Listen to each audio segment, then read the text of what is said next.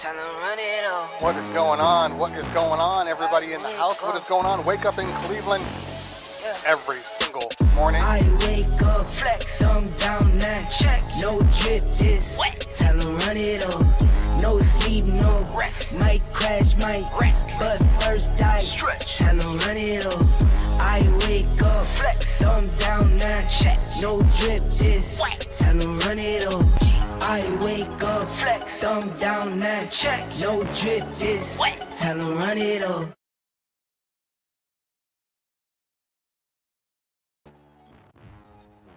What is going on? What is going on? It seems hella dark on this thing today. Let me know if I'm dark. I seem super, super dark for some strange reason. Like super, super, like there's no lighting in here. Let me know. Let me know. Hold on. Let me make some adjustments.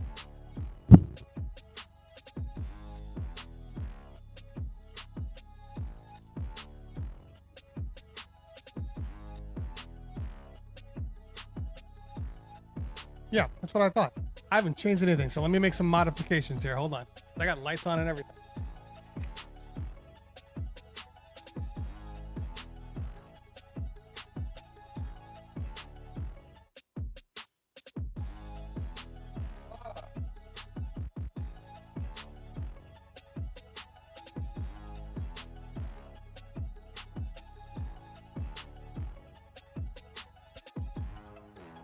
Okay, that's better. That's better.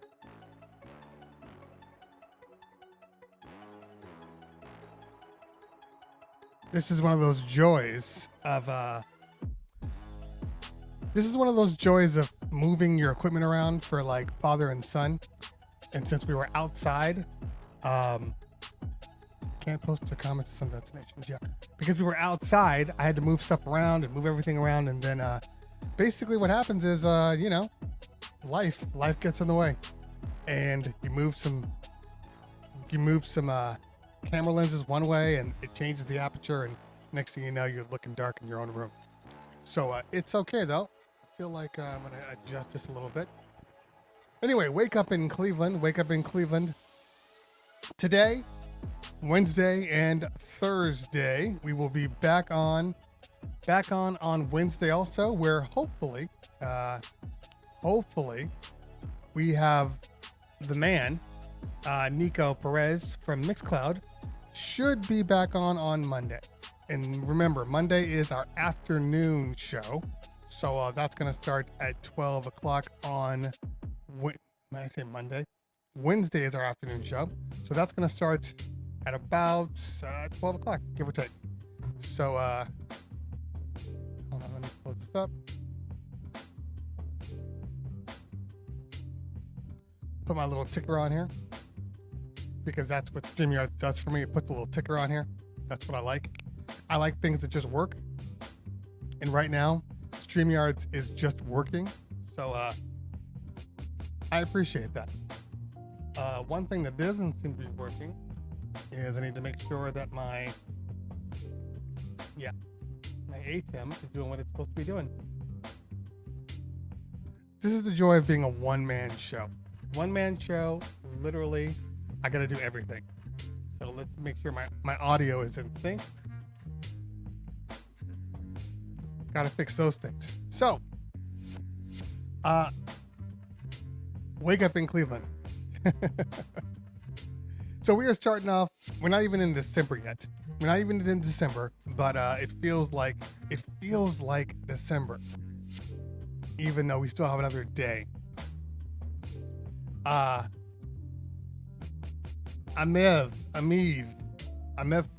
You know what? Can you give me some phonetics on your name, please? Just so I don't keep butchering it every single day. Give me some phonetics. Tell me about the microphone. Let me know how you feel about it. How has it been for you?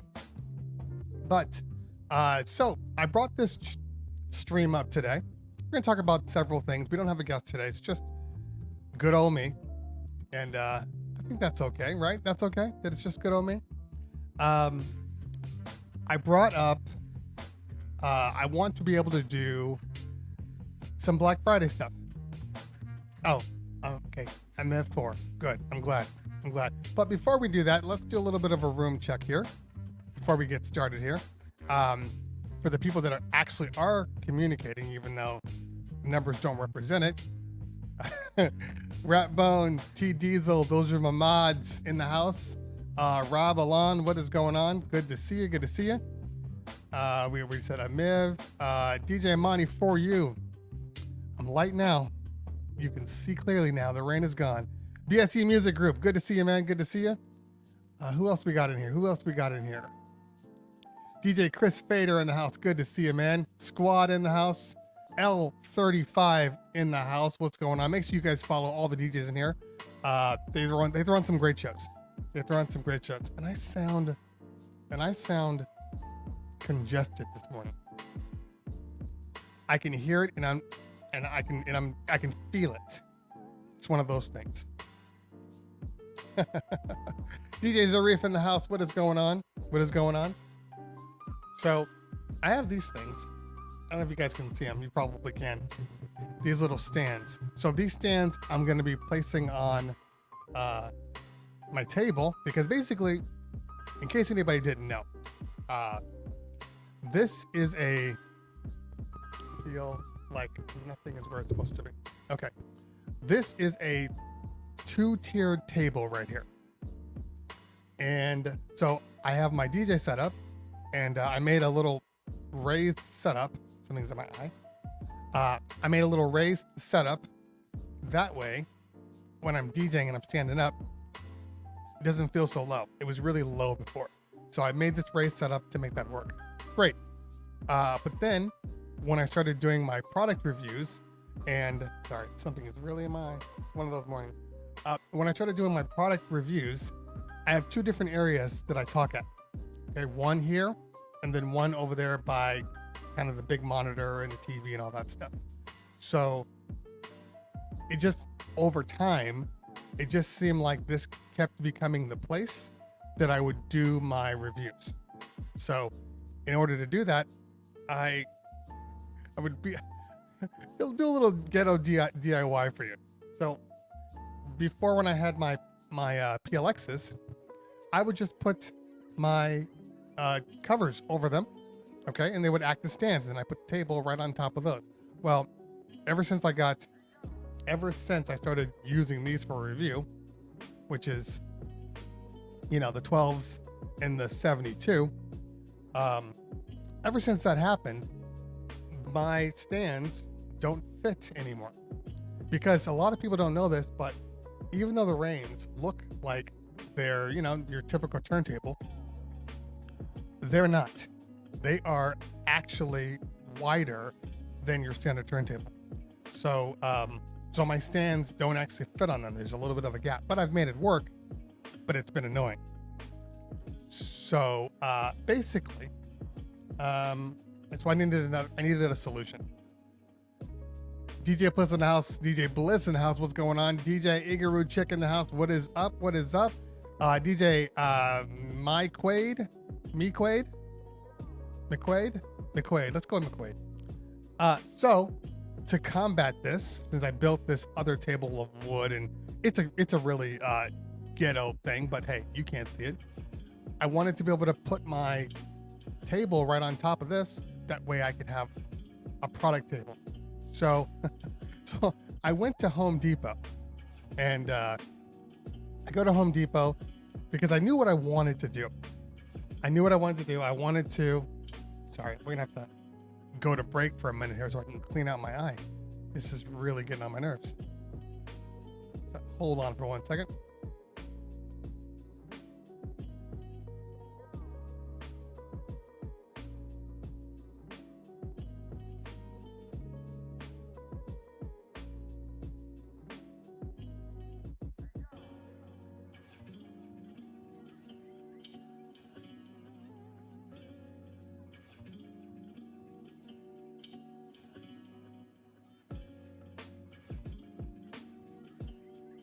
Okay, no guarantees that my eyes are going to work the way they're supposed to today. So, back to what I was saying. So I knew what I wanted. I wanted to be able to raise it up, but I wanted to keep at least a little level so I could get to it. So I go to Home Depot, and Euro Chick, we'll talk about the emotes in just a second, because something actually, which is kind of cool, I gotta admit. So then I go to Home Depot, and I knew what I wanted to do. So I picked up, I wanted to do like kind of a retro old school style, but I wanted to be able to make sure I could adjust up and down if I needed to. So anyway, so I got these things, and these are basically, if you remember like the old school piping and stuff like that, you know, these would go on the wall and then you could kind of create your own levels and all that stuff. So I bought these. So I go to Home Depot to get these. Okay. And then you have your little nipple side right here. So basically it kind of stacks like this, and then they can be adjusted if you need to. Okay. So I go to Home Depot, and I'm like, oh, let's go pick them up. I go grab one of these guys, and I look at the price. The price is $10 a piece. $10 a piece. So you start doing the math, and $10, you need 8 of these, because you need one on the bottom, one on the top, because these are going to be drilled into the table. So now you're at $80, and then you have what they call these the nipples. Okay, they're just double threaded steel piping here, and then these are like another $8 a piece. Okay, so what are we at now? We're at 80, and then you need 4 of these. So that's 8, and that's 4. That's 32. And so what are you looking at here? Like $122. So I said, yeah, that is not going to happen. That's way too much money. Way too much money. So then I'm like, okay, I guess I'm just going to be ghetto, buy some 2x4s and stack them, and that's going to be ghetto. But I decided to go look on Amazon. So I go to Amazon, and I find the plates. The plates on Amazon are 10 plates for $13. $13. The nipples were in another pack of 4, and I think those were also like $12. So for $25, I got what would have cost me $122 at Home Depot, and they came like in a day, so it wasn't like I had to wait. So basically what I'm telling you is that, you know, always look for better deals. And since we are on Cyber Monday, that's one of those things that you should really be looking for. If you need something, now is the time to do it. Although I'm not truly convinced that the Cyber Mondays and the Black Fridays, that they actually give you better deals. I'm really not convinced at that. I think that sometimes they just kind of raise prices slowly. It just kind of trickles up. It's kind of like the gas prices when you're about to go on holiday, going on a vacation, and all of a sudden you just kind of see the gas prices slowly start to climb every day, 10 cents, 12 cents. And next thing you know, it's like $1 more. But because it was at $2 more, now it's $1.50 more. You're like, oh, what a great deal. Yeah, Ratbone, super, super deal. So now today after the show, I am going to work on these. Just fairly simple. I mean, in all honesty, a couple of drill pieces, and then we're done. And then we'll keep it so I can remove it when I need to, and then just stack it back on there. It'll have nice support. It's a nice, hard, strengthened piece of wood. So no complaints. Okay, let's see who else is in the house here. All right, we got, DJ Bar has a table that raised and lowers electrically. Yep, you could do that. And I've looked into those, but my issue is a weight issue. It has nothing to do with the actual table. It has to do with the fact that I need to replace what's on this table with gear. So if I have to do that, I don't want to have to remove my turntables every single time that I want to do a review, or that I want to do kind of a talking head or anything like that. So this is my option, because the other ones won't be strong enough to hold both my turntables and the other gear that I'm working on. That's why we do it this way. All right. Let's see. We got DJ Dash TV in the house. What's going on? Who else we got in here? Squad. I think I already said that. Queso in the house. What is going on? You missed nothing. We just got started. DJ Gemini in the house. Nephew Washington in the room. Justin Rabout. Let's go with that. Yeah, I don't have a problem with standing desk. I really don't. But I need to make sure that there's enough space. I'm dealing with multiple things that you can't possibly see right now because that would be silly if you could. So it was just easier for me to make my own. Yeah. And, I couldn't find one that was big enough to do everything that I needed it to do that I was comfortable with. 60 inches would be too big for this room. I can't do a 5-foot stand, so mine will be. It has to be lower than that. All right. Who else we got here? Moberry in the house. What is going on? Moberry in the house. Lady Beats dropping the new emote. Lady Beats. What is going on? Now that I think about it, this emote, it occurs to me that I probably, since the show is typically in the daytime, and I don't know if people use dark mode or not. I'm a dark mode kind of guy, so it works for me, but I probably could have gone the other route. But, neither here nor there. By the way, just a quick poll. Who uses Twitter in dark mode versus light mode? Let me know what you use more, light mode or dark mode. If I was on Twitter right now, Twitter. If I was on Twitch right now, I would throw up that post, which I could be. I really want to know that.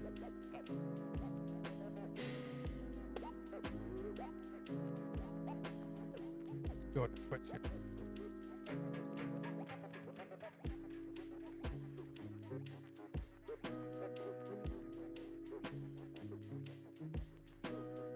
Make sure we're muted, and let's throw up a poll here.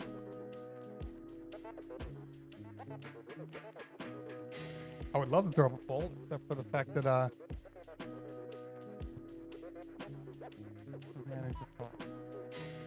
manage your poll, boss.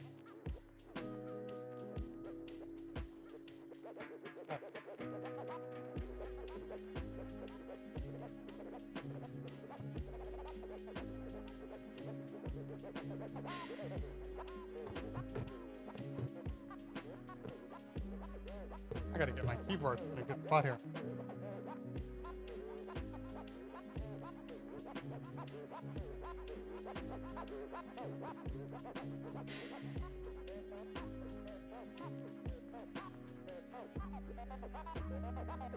All right. There we go. All right, 3-minute poll. Just a quick, easy 3-minute poll. Let me know in the comments what you guys are using here. All right, let's see what we got here. DJ Nephew watching this says, where did I get this mic arm from? I got this mic arm from Amazon.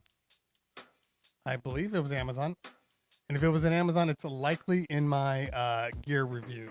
Not my gear reviews, but in my production playlist for all of my stuff. All right.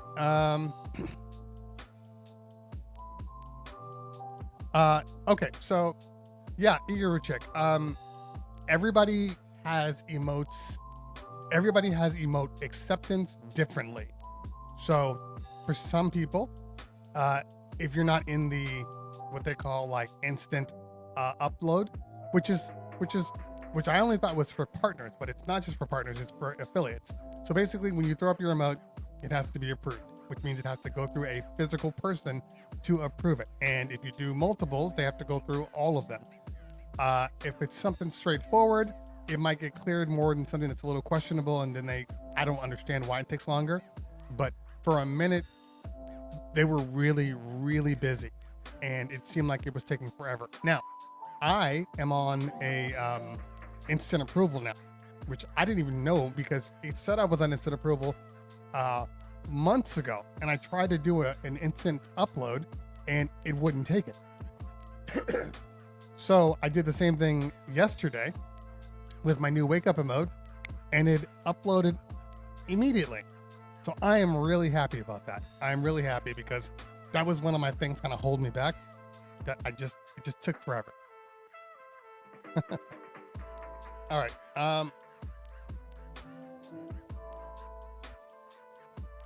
Sorry, I'm just not having a good morning physically this morning. So it could have something to do with the fact that this weekend, obviously, everybody had Thanksgiving weekend. By the way, how was your Thanksgiving weekend? Let me know in the comments how your Thanksgiving weekend was. All right, let's view the results of the poll.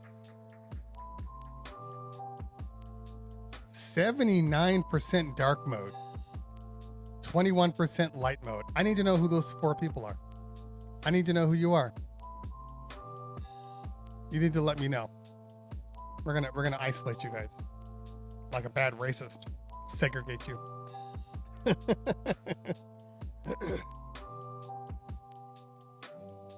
Okay. All right. Queso asks, have you ever used Serato Studio? And the short answer is yes. The long answer is I am currently doing demos or tutorials on Serato Studio, and I have a sponsorship with Serato Studio, so I'm putting out content for them. I'm just waiting for. I'm doing a series of 4, and I'm just waiting for them to give me the thumbnails, and then I'll start uploading them. I've already done 2. I have a 3rd one on the way coming out probably by the end of this week. But then I'm just gonna release them once a week. So yeah, I am. You'll be able to see it in its glory, and in the next few days, I guess.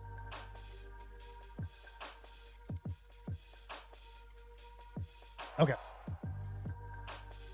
Let's see here.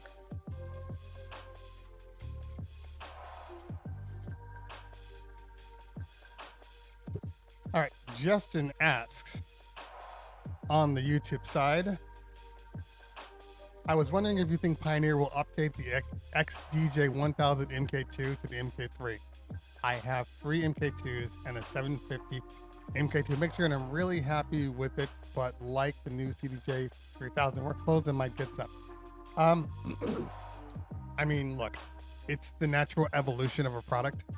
I can't tell you, I can't confirm nor deny any of the stuff you're asking because I have an MDA with Pioneer.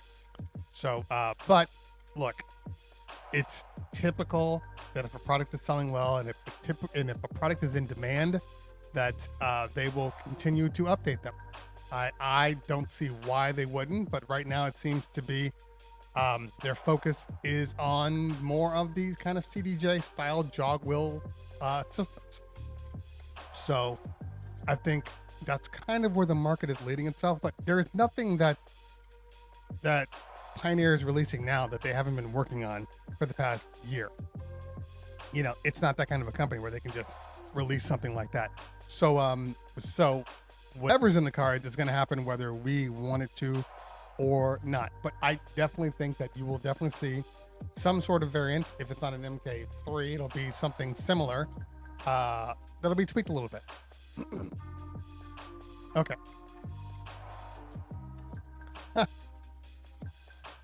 Dr. Giovanna MD. Tell me about it. What was Mixcloud like? What was going on with Mixcloud? And now I'm curious. I almost want to head over to Mixcloud just to see what's going on. Is it sound? Is it visuals? What's the difference? Let me know. As I said before, speaking of Mixcloud, we do have almost confirmed Nico Perez, the CEO of Mixcloud, will be on the show on Wednesday afternoon. Wednesday is our afternoon edition. We do that at 12 o'clock. So he will be on there. I'm going to respond to him literally right after I get off with you to make sure we are all on the same page, because I think it's important. I think it's important that we have him on. Now, I am streaming to Mixcloud right now. I'm streaming to YouTube, Twitch, and Mixcloud, if that means anything. So Mixcloud people, I guess make some noise if you're on Mixcloud. I'm not on Mixcloud right now, but I'll check it out if I think you're on there. DJ Benkai, what is going on? DJ Benkai, did you just dab? Did you just dab virtually? Lady Beats moderator extraordinaire, what is going on? Good to see you. Yeah. Dark mode for everything on my phone. Yeah, me too. Flipside, DJ Flipside 33. What's going on, fam? I would not have guessed that you were a light mode guy. Would not have guessed that. I have a feeling though that if they had a screen that they could make in red, like a red mode, you'd be all over that. I could be wrong though. Unknown Tone. What is going on? See, now it's just me. I'm gonna increase the size of this banner. I like the banner. I like the way they are, but I also like the larger sizes. So we're gonna open this up a little bit. Go back to the default. That way I can see people, because this is the only time I can see you people. All right. We're not banning anybody over the fact that they like the light mode. There's nothing wrong with that. We kid. DJ Architect in the house. What is going on? Oh, dope. Yeah, it was so good and so bad. So I rode twice. I rode twice last week. And then, so we live in California, in Southern California. It's been really, really windy. And my bike, I don't know if you guys saw my bike on IG, but I have some very speed allowing wheels. But the problem is they have deep dishes. So in the wind, the wind literally pushes my bike around. So I don't like to ride when it's super windy. But I rode last week, and then I'm going to ride right after this call. Right after this, well, technically it's a call. I'm going to get on my bike and I'm going to ride probably 15 miles or so. And I'm loving it so far. It's about 80 degrees today. That's what the max is going to be around noon. So, should be right in that perfect kind of wheelhouse here. So enjoy your bike, man. Enjoy your bike.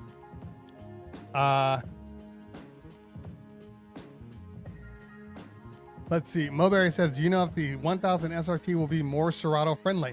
I don't know what that means, because the SRT is what you would classify as Serato friendly. It's the only thing you can use with the SRT version. So I think that the SRT is very Serato friendly. I think that the difference is, if you were used to the 1000, or even like the SX, the 1000 Rekordbox version, or even like the SX2 or 3, it's a little harder to get used to when you move to the SRT, because it really does strip a lot of the functionality out of it. It becomes more of like, you know, CDJs and just like a Nexus mixer when you're using the effects on the mixer, but nothing else. And that's okay. That's okay. I knew I complained about it because I do like the way the pad effects are implemented in the Rekordbox version, but the SRT version is still fine. I mean, I used it on Saturday when I did my father and son, and it was fine. I still love the jog wheels. Lady Beats was out until 6 a.m. the next morning on Thanksgiving. I don't even know what that means. You're gonna have to break down that story. For us. We need to know. Okay, so let's scroll down here.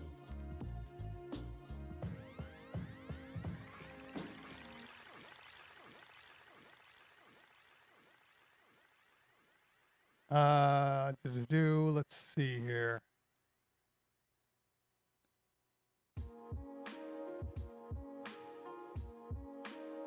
You know, it's weird because that's the one thing. I don't really use the loop function on my SRT. I don't know why. I use a loop function everywhere else, but not on the SRT. Now, a lot of times I will kind of pre-program my loops, and then I'll just save them into the song. That way, all I have to do is activate the loop versus trying to do it on the fly. That way I know it's clean. But if I need to loop, I typically do a manual loop. I do it from the pads. I just go into loop roll and set my loop because I know it's right there and it's easy to do. But everybody's different. How do you guys use the loop roll? Do you guys prefer, because I'm a loop roll guy, but I know a lot of people prefer the actual manual loops. What do you guys do? What's your go-to? I'm actually interested in that. Wait, Lady Beats, you went to a club? You went to a club. What kind of club? So did you visit the households before the club or after the club? I'm just curious. Everybody needs to know now. What kind of club was it? Was it a Latin club? Was it like a speakeasy where there was like 20 people in a library in the basement? Was it like typical Miami club? We all need to know. F105 Darwin, thank you so much, fam. Appreciate you on that one. Name Vest says manual loop. Okay. Yeah, my loop roll and the loop roll is just easy. You know, I mean, the fact that I know where everything is just makes it easy. So this is 1 bar. Or actually it's half bar, but this is 1 bar. So I don't know. It's just kind of clean to me. Kind of clean. Let's see. He says, manual. Kings and Queen Entertainment. What is going on? Good to see you. Good to see you, fam. That's the Canada crew right there. Make sure you follow Kings and Queen Entertainment. Manual beginning and end loops. Yeah, that's so much work. So much work. But by the way, your name is dope. Mixtress B has got to be one of the dopest names out there. A lot of manual people.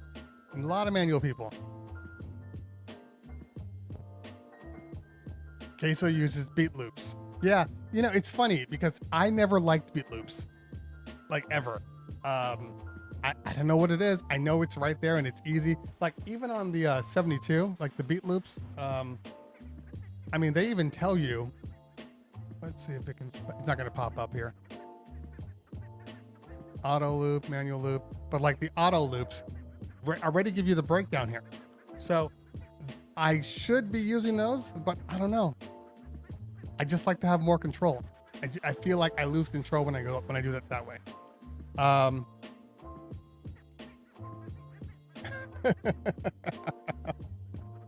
get that. Yeah, I grew up on the loops. Yeah, I don't like a lot. I do a lot of hand manual movements for some reason when I don't need to, just because that's how I learned. Like before the loops, like loop roll was my thing. So it actually drove me nuts when I went to Rekordbox and the loop roll isn't a default. So for whatever reason, Rekordbox and Serato have a difference of opinion on loop roll.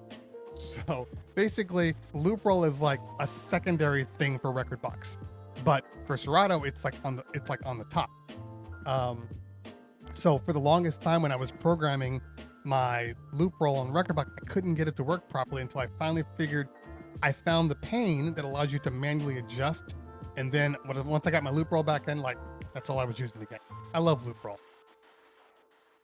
Let's get a little closer. Don't be shy. All right. So she says mostly Latin clubs. All right, lady.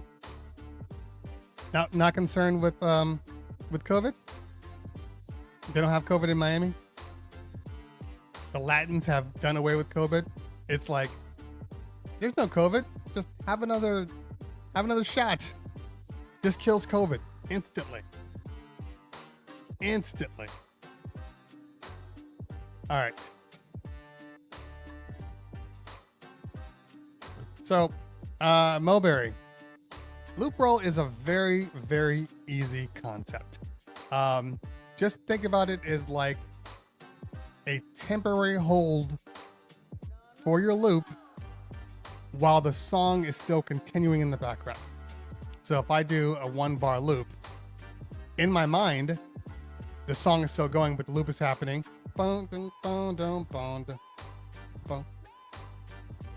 Except when I'm doing an auto loop. Try that again. But your song is still moving. So unlike with the normal loop, I guess loop roll, the song is still rolling as you loop. But with a normal loop, it locks it in place. It basically stops time, and that loop is the only loop. So like we did here. Hard to see here. So right now, this is just your standard loop. Standard loop, the song has stopped in place. Once I remove the loop, it's just literally going to start the song from there. But if I go to loop roll and do the same thing, the song is still actually moving underneath here. So if I keep this going for, 32 beats, wherever the song ends is wherever the song ends. But if you know your music, then it's easy to do the loop roll. And it can give you normal things like adding little effects to it, like snares.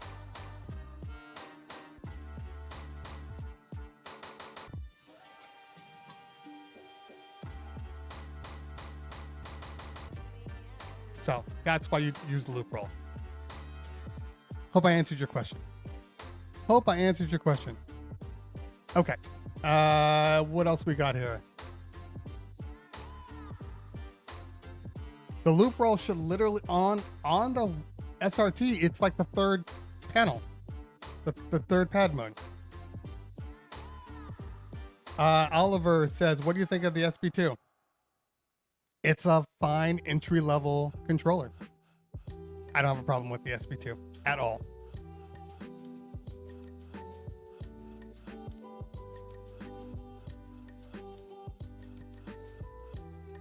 Rob Alon says, manual loop, I prefer it playing disco. I don't move the transient markers and don't sync either. That's a lot of manual there. Now, understandably, if you're playing some of the older music, there is the potential that an auto loop won't loop accurately. That does happen. But Serato does a really good job, even though you don't use the markers, Serato does a really good job of beat gridding, just kind of by default. So even though you don't think you're using the beat grids are happening regardless. So, yeah, but I mean, to be honest with you, I didn't actually start using beat grids until I started using Serato Studio, because I'm doing all these remixes and I'm working with either acapellas or like maybe a song with just like a piano, a guy singing over a piano, and he's not on a click track, so there's tempo variations. I started using beat grid because of that, because I couldn't get everything to line up perfectly on my loops. And if I'm doing a remix of a song, I need to be able to take that verse and make sure that it's lined up properly. So the beat grid, why is this thing going away? Oh, that's why. Okay. So the beat grids needed to be in sync. So I've actually really gotten into beat gridding now. Now, would I beat grid all my music? Hell no. It's just too much work, to do like proper beat grids for me. Everybody's different. I'm just not a real beat grid guy. I think that typically, if you know your music, you know where the problems are. So I can adjust for it. Q loop is, you know what, Radbone, never liked Q loop. See, everybody's got their thing. I never liked Q loop. It feels weird to me. I don't know why, but everybody's different.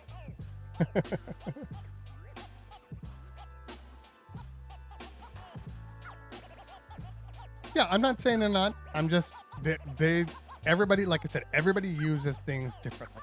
You learn it and that becomes your thing, and that's what you do. You might make some subtle tweaks here and there, add a couple more things, but whatever you learned with is kind of how you go on. Like if you learn how to scratch a certain way, it's really hard to change that after you've been doing it a certain way for all this time. I mean, you can make adjustments, but you're kind of always going to default to what you knew. Let's see. We got some new people in there. April, you fools in the house. What's going on? What's going on? T-Bab's in the house. Okay. You probably heard that from me. Because I think, look, here's the honest truth here. The 1000 was made for Rekordbox. So everything about it, every button, every knob, every pad effect, all of these things were designed for Rekordbox. So it's going to work best with Rekordbox. Serato is a stopgap. It's kind of I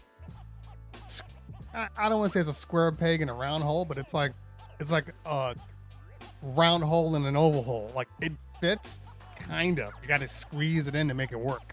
But it's not the same. It's not the same experience. And so a lot of people that use the SRT, they're like, oh my God, I love this.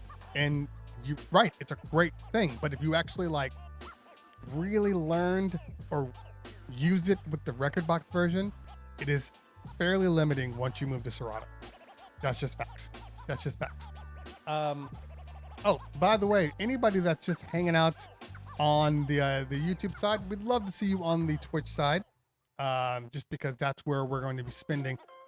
I want people to get used to using the Twitch side, because once partner is made, this live stream and DJing, it's going to be on the Twitch side. I'm keeping all my static content on YouTube, and all my live dynamic content will be typically on Twitch. Given every so often we do a couple of like special things, but everything's going to be on here. Courtney Wilson asked, do you teach mentor? How to contact you? Okay, here are the facts. Right now, there's absolutely no way I have time to do any type of teaching or mentoring. I have way too many products that I'm working with, companies that I'm working with, reviews, tutorials. So I've had that asked to me a couple of times now. And sure, at some point I'd love to do it, but I just don't have the time right now. So I would hate for you to like send me messages. I'm like, sure, yeah. And then you keep doing it. I'm like, I don't have time. So I'm just kind of throwing it out there right now. When I do have time, I will. If you just have typical questions, especially tech related questions or things like that, go to my Discord, follow me on Discord, and definitely ask in there, because even if I can't answer you, there's a lot of knowledgeable people that are in the Discord that'll be able to help you too. So join my Discord. It's free. And I actually look at those first because I know they're directed at me. Not that my DMs aren't directed at me, but I get a lot of DMs and they're not all of value, so that's why I'm suggesting. Okay. I'm curious if my Twitch stream is streaming on my website right now. I'm making subtle tweaks to it, and so hopefully it'll be live. I mean, it's live right now, but I'm starting to build it again, spending a little more time doing things that I'm supposed to be doing here. So let's see. Hey, look at that, my live stream is up. Dope. Okay, cool. All right, just wanted to check. All right, so the question was, why don't you might as well just use the Rekordbox version? And yeah, you could. It took me a while to get used to Rekordbox, and I'm gonna be honest with you, I think Rekordbox as a whole is a fantastic product, and anybody that learns on Rekordbox is gonna do just fine. Okay, if you are a single person, meaning it's just you and you DJ and that's what you do, and you can do whatever you want. But for me, I am a multi-op. So not only am I DJing just for myself, but a lot of times I'm DJing with people, and I need to make sure that they know how to use the product that I'm bringing. So I'm forced to use Serato more because of that. You know, and I grew up on Serato. That's what I learned on. I'm gonna make some adjustments. I feel like my voice is coming in earlier. Not my voice, the camera is earlier. So let's bring this. All right. Tell me if I'm a little more in sync. Let me know. I know it's subtle, but it's there. Okay. Let's see. Yeah, but not to say that you can't learn it. You can definitely move to Rekordbox. It's not a complicated thing. The hardest part is just getting all of your crates and everything over. That's the hardest part, especially with Rekordbox 6. It's making it a little harder to do that. But once you're in it, Rekordbox is just like Serato. There's a couple of things that they do differently, but everything you do is the same. All right, let's take a look here. Oh, and real quick, Rekordbox has a much better file structure. That's the one thing I can say. Their recommendeds, their playlist recall is very, very good. Their ability to send a song to a playlist just by like right-clicking. I mean, Virtual DJ does this too, but like all of your library management is done so much better. Oh, and one of the biggest things, you can use multiple streaming services and update your streaming services without having to either leave Serato or shut down your streaming playlist. So that part is unmatched right now. All right, let's see.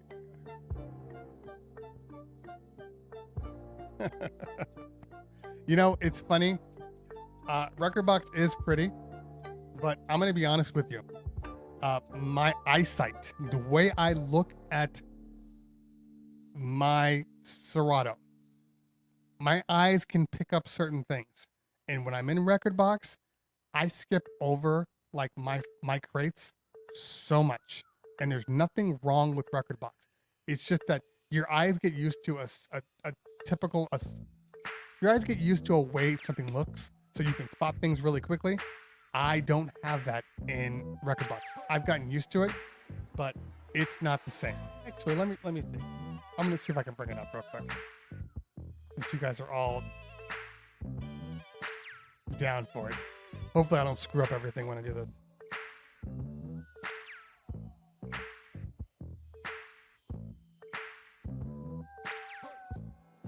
I'm getting a lot of, there we go.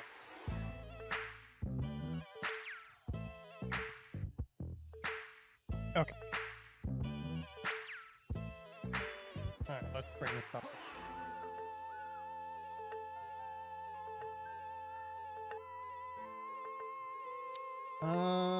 Where is my share screen? There we go.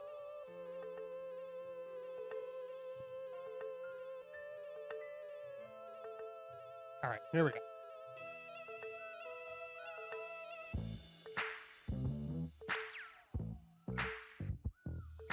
All right, I'm sorry, I'm just moving stuff around here so I can see what I'm looking at. And let me get rid of. Okay, so when you're looking at, this is another thing, it keeps your tag list together. So when you're looking at Rekordbox, as you can see, it does look very similar to your normal stuff. I mean, move this over. As far as music is concerned, as far as everything goes, everything works perfectly. You got your playlist over here, and this is what I was talking about. So on your playlist, Rekordbox has gone for this kind of gray look, and I gotta make sure which Rekordbox am I in, since they look the same.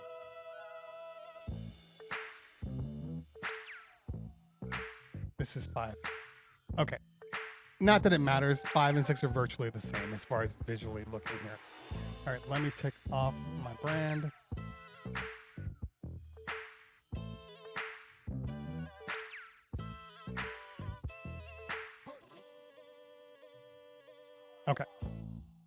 So, but here's my issue with this. So you see how everything's kind of this grayish, off-white thing? Well, it becomes hard to spot things quickly when you're looking at this. Let's see if I can give you another example here. Let's stop the screen and let's share the other one. All right, now here's Serato. Now, this orange, for whatever reason, this separation that happens right here, for whatever reason that happens, it allows me to see things better. When it's kind of this all gray, I end up overlooking things like crazy and it drives me nuts. So I tend to not do that now. But let's get out of this stop screen. So that's one of the reasons why. But Rekordbox has a lot of amazing things to it. But one thing that's not amazing is it doesn't do nested folders. The only thing about Rekordbox that I can't stand. I hope most people know what nested folders are, right? It's kind of important. Let me know if you don't.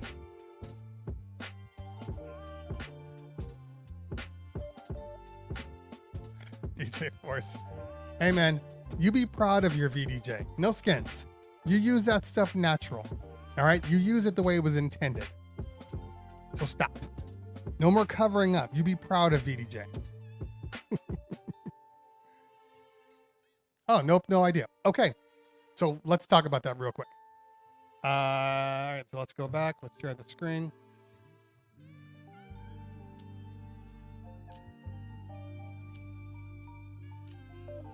It'd be even doper if I could share multiple screens, but I don't think that's possible. All right, let's see if I can make this larger. Okay, perfect.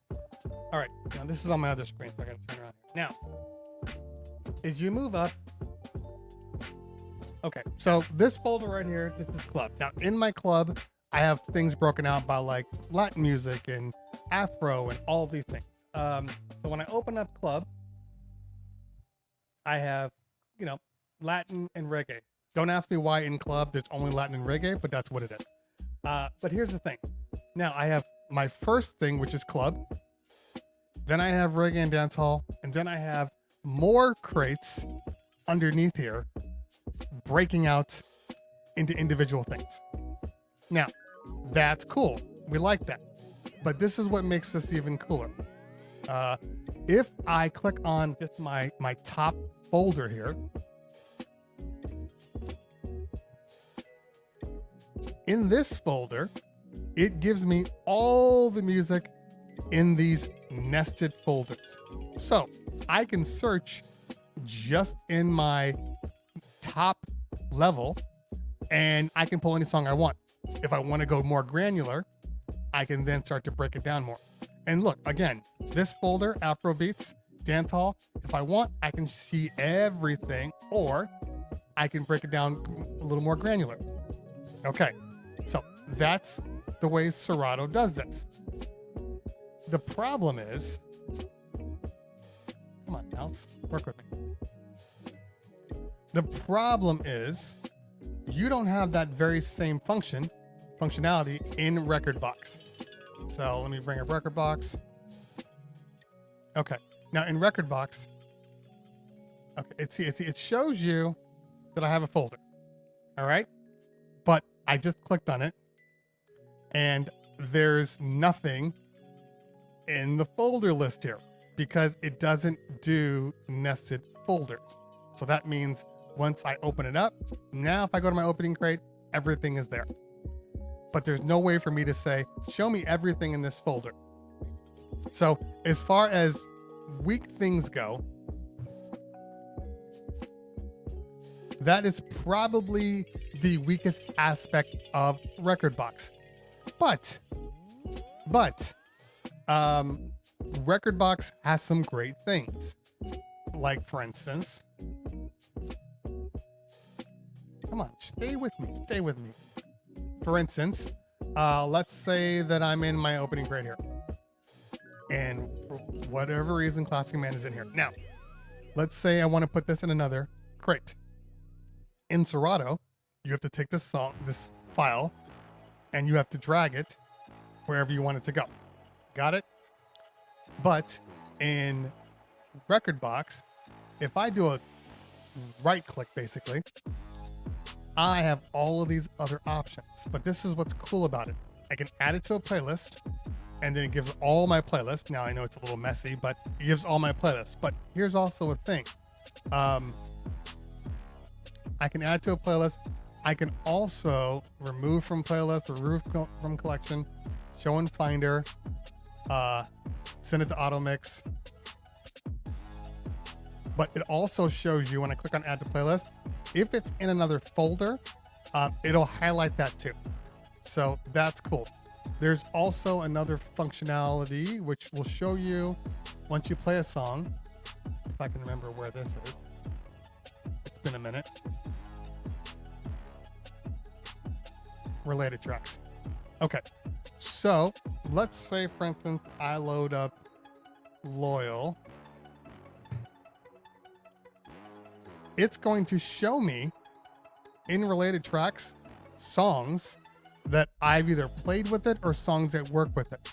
So as you can see here, you got, don't know why that's in there, but you have Rock City, you got Crazy in Love, you got Worth It, you got Don't Tell 'Em, you got I'm Different, Single Ladies, Fantasy, like all of these songs. Wow, this is how we do it. Sorry. Oh, it's probably, yeah. All of these songs that are around the same tempo, and it's just an easy reference. So things like that are very, very cool. Yeah, I don't know why, yeah, Kung Fu Fighters was in there. It is what it is. Nothing can be perfect. Your right click isn't showing for you. Well, let's see what we're talking about here. Really? Oh, you're right. You're right. I don't know why. I see it just fine.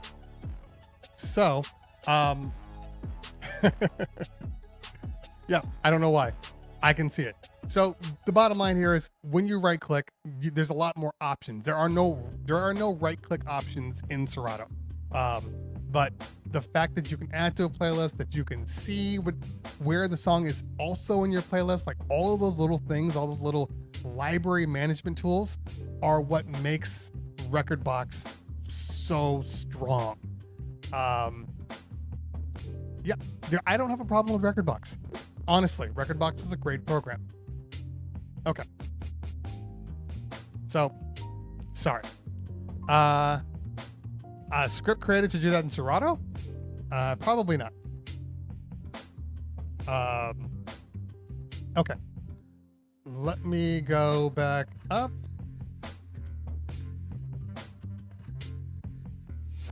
So to answer your question, no, it's not a big jump from Serato to Rekordbox. The issue is however you have your crates set up. That's the key. If your crates are normal, you won't have any problems. And even then, it's not that it doesn't work, but like I'm just used to the fact that I know that I can throw everything in something and I can just play everything from the top tier or get more granular. Okay.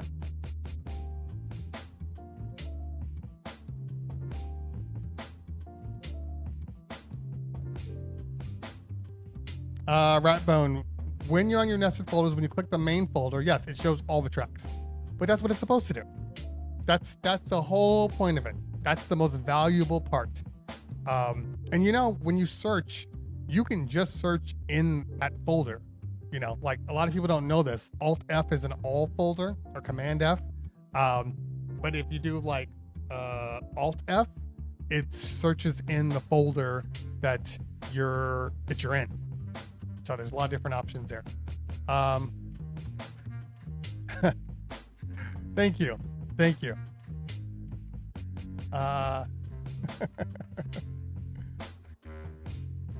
Okay. Create transitions is a pain. John, I've used Streamlabs on the iPad. I only used it once because for whatever reason, every time I opened it up, when it first popped up, it was great. I was like, yes, great. I don't have to buy a Stream Deck. and then like 5 minutes later, the iPad stopped communicating with Streamlabs and little things like that. It could be fixed now, but I just stopped caring. Now, if you're asking if I've used Streamlabs like to stream, no, I haven't streamed anything via mobile at all. Okay. But I plan to. I'm going to be doing some either morning or afternoon streams up in the hillsides of sorry, phone's ringing. Up in the hillsides around my hometown. Okay. Smart crates. Love smart crates. Okay. You guys know about smart crates? Yeah, do not create Alt F4. He's right. Yeah, I learned that the hard way. That Alt F4 is like a hidden Easter egg, and if you do it, it goes into like EDM mode where it does like a loop mode. It's like, you know, damn, like a drop, like EDM. So yeah, stay away from that. Okay.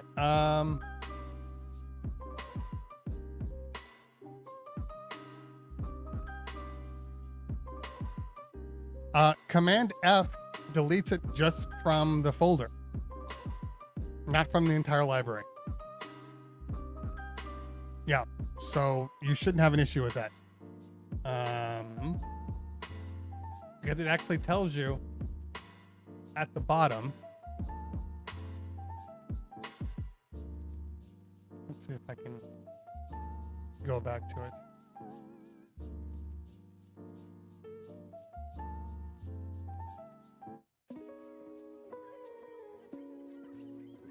All right, let me take off my scroller. All right, so on the bottom, so let me go to something that I don't care about, just in case.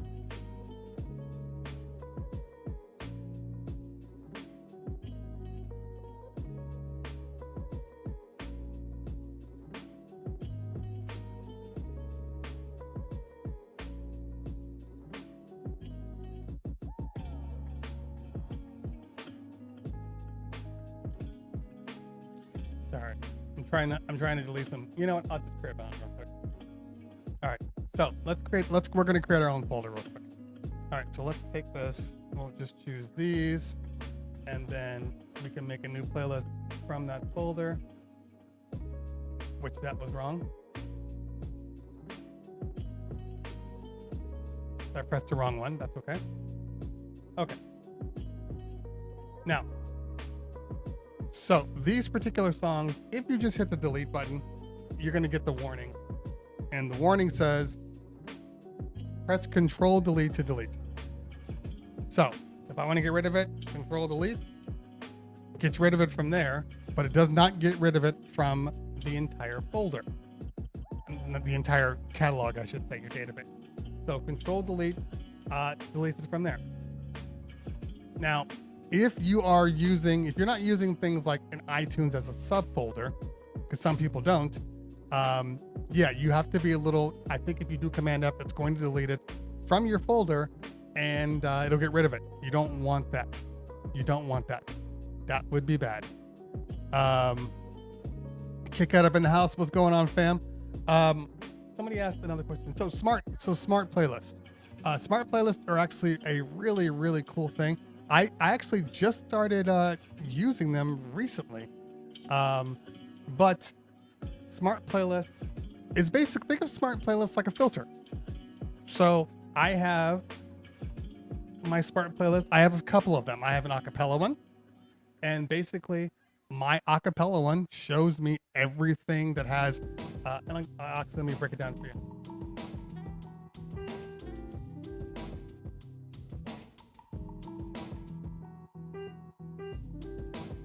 Okay, so this one is simple. Okay, it says show me everything that contains ACCA, and then it filters them down to support them. So I might have like Acapulco in here for whatever reason, but I don't really care. So that's the easiest way. Okay, you can get more creative. Like I have a puffy biggie smart crate. Now, this particular smart crate breaks down, goes into more detail. So let me go to full screen so you can kind of see it.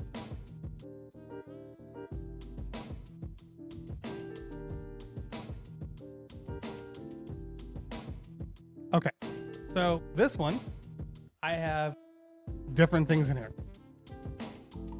Artists contain Puffy, artists contain Diddy, artists contain Mace, artists that contain Notorious. And if I want to, let me close this up. And if I want to, I can turn this into like an entire bad boy thing. You know, I can say, put Lil' Kim in there, put this person in, put this person in there. And here is the thing. And this is what makes smart crates so amazing. So once you've established the parameters of the smart crate, now anytime you put a song in that has whatever's contained in that filter, it's just going to automatically be added to your smart crate. You don't have to do anything after the fact. So, so a lot of people, I was on with Matt Skills, and he's got a comment that says FTW for the women. All right. So if you could do a quick search and say FTW, but you could also just make a smart playlist that says anything that contains FTW in the comments. And then anytime you change FTW at all, anytime you put FTW in a comment, it's going to automatically go to that smart crate. So that's extremely, extremely powerful stuff. You know, like I have one for acapellas. I have one for like Bad Boy. I have one for instrumentals, and instrumentals is a little different. Where's that at?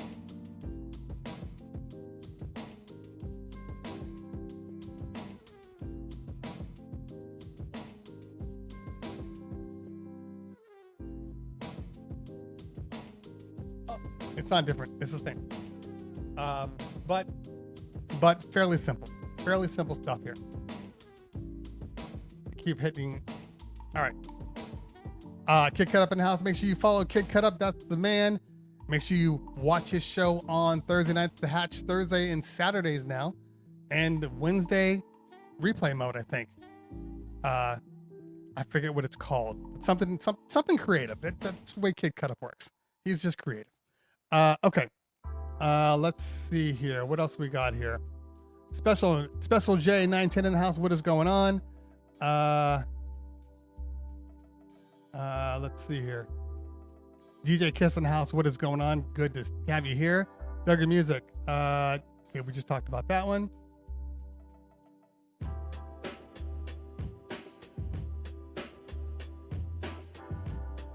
If they come back, that sounds like a smart crate. Because the only way you can put them in there, so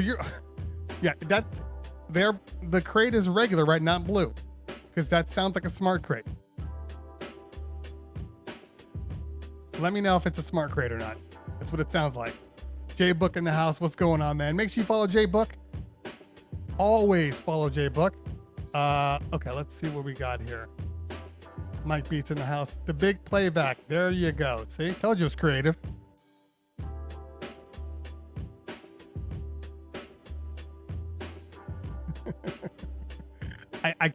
I honestly, this is no lie.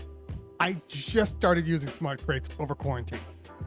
And that's the kind of stuff that quarantine has done for people. Like legitimately never found an interest in using it. But once you start using it and you start realizing, wow, this kind of works. Did my smart crates pass over? And there's smart crates in Rekordbox and in Serato. So it's not like one does one better. They both do them equally the same. One thing about Rekordbox, which is cool, is especially with Rekordbox 6, is it's because it's in the cloud now. You can add playlists from your smartphone, and then once you open up Rekordbox, it just updates, and now your folder's there. That's really cool. It's a little bit like the way, BeatSource Link is you can create your playlist on the fly, and then they'll show up when you open up Serato next time. But this is your music, so it has access to your entire catalog, your library. It's cool. I can't lie to you. That's cool. There's so many cool things that have happened, that have been happening over the course of, this year and last year with technology. When you have things like the Den Prime Go, where it has Dropbox support, so you can stream all the music you don't have on your Den Prime Go because maybe you didn't want to keep it on there. Now you have that accessible at any point as long as you have Wi-Fi. Like, that kind of stuff is the stuff that we've all dreamed of for our entire lives. Like, it'd be great if I had this. It'd be great if I could pull this song. It'd be great if I didn't have to. Like, all of those things are slowly disappearing, assuming you have Wi-Fi. That's the big caveat here. You gotta have Wi-Fi. I was watching Mojax. I think he was on Sunday, and he was talking about, moving up to 5G. And then he can just stream all his stuff from 5G. And I'm just like, that's amazing. If you're in a place that has 5G, because if not, you're going to struggle a little bit. But I think that as things like 5G just become more mainstream and common knowledge, it's going to be a thing in the past. I think 10 years from now, maybe even 5 years from now, a lot of the new DJs, I'm not even sure how much catalog they're even going to have on their computers. In all honesty, you're gonna start hearing about things like, oh, well, we hired this DJ, and then he got there and he couldn't play any of his music, so we didn't have a DJ at our party because he didn't have any music. You have your own music, right? You keep your own music, like, on a hard drive. Remember back in the day, it was like, what are you gonna do if your computer crashes? Like, do you have a backup? What happens if your computer crashes? Like, that was the big thing. Oh, no, I have another computer. Oh, no, I have my iPhone. I plug it in. I have 7 mixes that I can just drop on here that work every time. Like, that was the thing. 5-10 years from now, it's going to be like, do you own your own music? Do you have a physical copy stored on your hard drive? That's going to be the future. DJ Bizone in the house. What's going on, fam? Good to see you. Good to see you. Yeah, make both Kid Cut Up, Bizone, fire edits. So if you get a chance, if you get access, guys, throw your band camps in there. Kid Cut Up and Bizone, throw your band camps in there so they know where to go.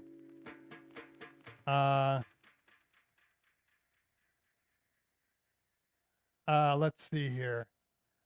DJ KW Griff says, do you have any information about the phase Serato calibration? Yes, I do. They are collaborating. It's coming soon. Don't worry, guys. And when it comes, you'll be happy. Crates not in alphabetical order? No. That's too much, man. That's too much. That is too much.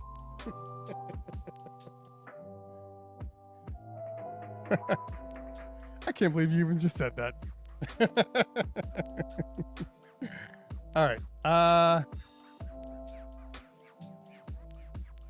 Yeah, there you go.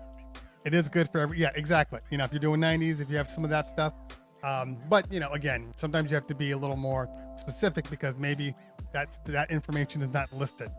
So, maybe you call it like if you have, for example, if you have a New Jack folder and you just search for everything in New Jack and that just kind of stays a thing, there's a lot of little things that you can do. Like I like the For the Win, meaning everything that has that, are bangers and they're going to work no matter what. Like, I think that's a dope little feature that I'm actually going to institute a little more. Okay, what do we got here? DJ Easy E, the living version. What's going on from Richmond? Good to see you. All right, let's see what else we got here. DJ Meatball in the house. What's going on, fam? Mike Beats in the house. Good to see you.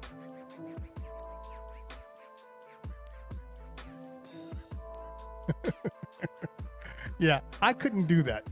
I could not do an alphabetized. Also because I don't do them alphabetically. What I do is that especially if it's like my work folders, like my wedding or bar mitzvah folders, I have them set up kind of in a hierarchy of how I play the night. So if I have an opening set, it goes opening set. If it's like a bar mitzvah, then I'll have, opening dance set, hora, and then maybe, normal dance music, and then like a cocktail type thing because people are eating, back to dance music, back to kids, yada, yada, yada. That's normally how I would do it. But I can't get to that too detailed. If I get that granular, I'll never know where anything is because I don't put things in necessarily by, it's, that's a whole different animal. Let's not go there. DJ J Buck says, what's the best tech equipment you've gotten over quarantine? It could be non-DJ related. That is I'm literally looking around my room right now. Looking around the office.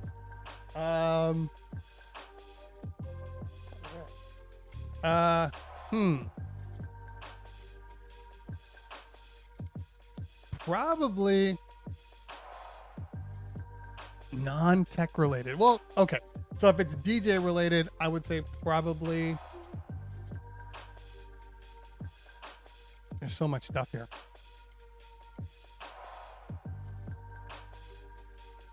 There's literally so much stuff.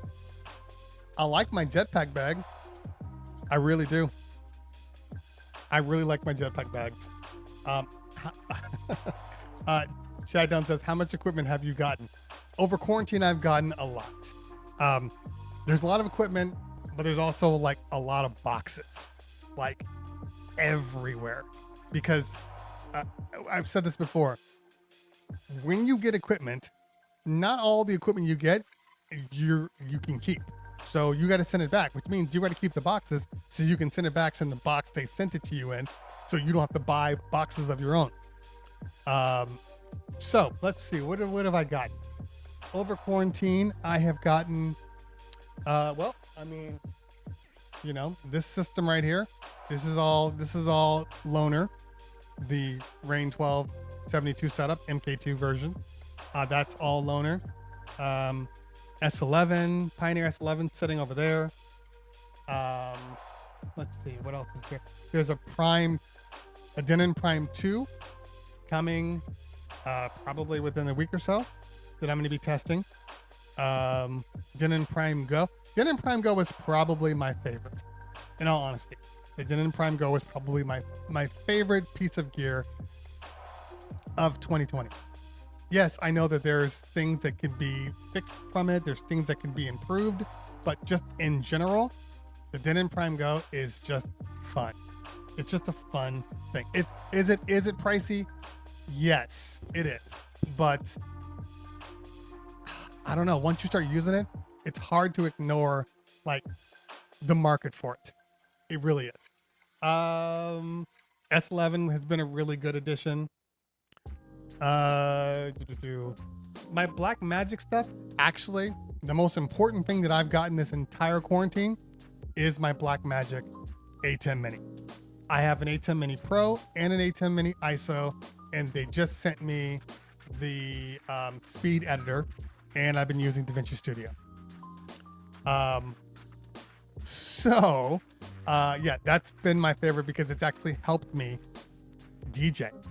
I'm on Macs. I'm not buying a PC to do this. So it's been the most reliable thing that I've owned is the A10 Mini. Do I get bummed out when I have to return gear? I do. Although over quarantine, the only thing I've had to send back over quarantine was, in all honesty, the Newmark Platinums, the Platinum Go and the other one. Those are the only two that they were like, hey, are you still using these? I'm like, no, I've been trying to send them back for like a month now. But everything else, they loan it to us in an extended use. So they know that not only are we going to be using this, but chances are there'll be an update or something like that. And instead of having to send it back to us when there's some super large update, we just kind of keep them here. I will be sad if at some point I have to send my Pioneer S11 away. I will actually be sad. Like super sad. Because I really do like it. It's a great product. Great product. But if I go to my Reign 70, I'll be just fine. But I will be really sad. So I'm working on trying to retain it. We'll see what happens. It could be just one of those things where it's like, you know, indefinite fixes. Like they just came out with the firmware. All right. I need to be able to test it when the new firmware has come out. Especially, and this firmware wasn't that important. I mean, it was bug fixes, but it didn't bring any new options. 1.03 is out for the S11. I don't know what that means. What does that mean?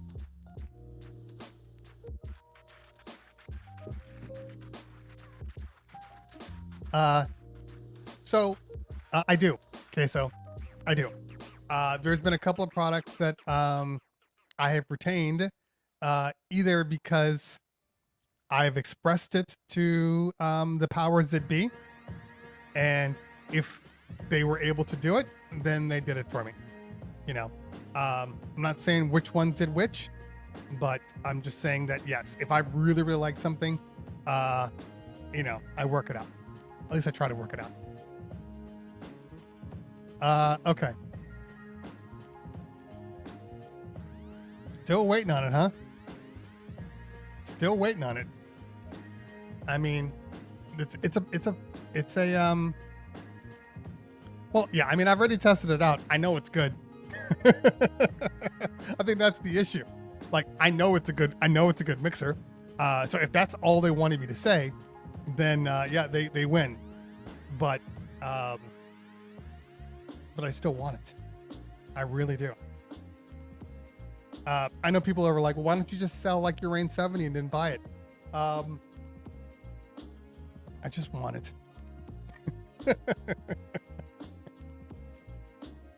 Call me selfish. I just want it.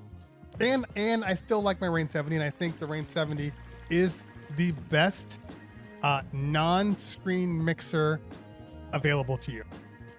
The best, in all honesty. You know, I like the 72. I do. And my review for the 72 should be coming out this week.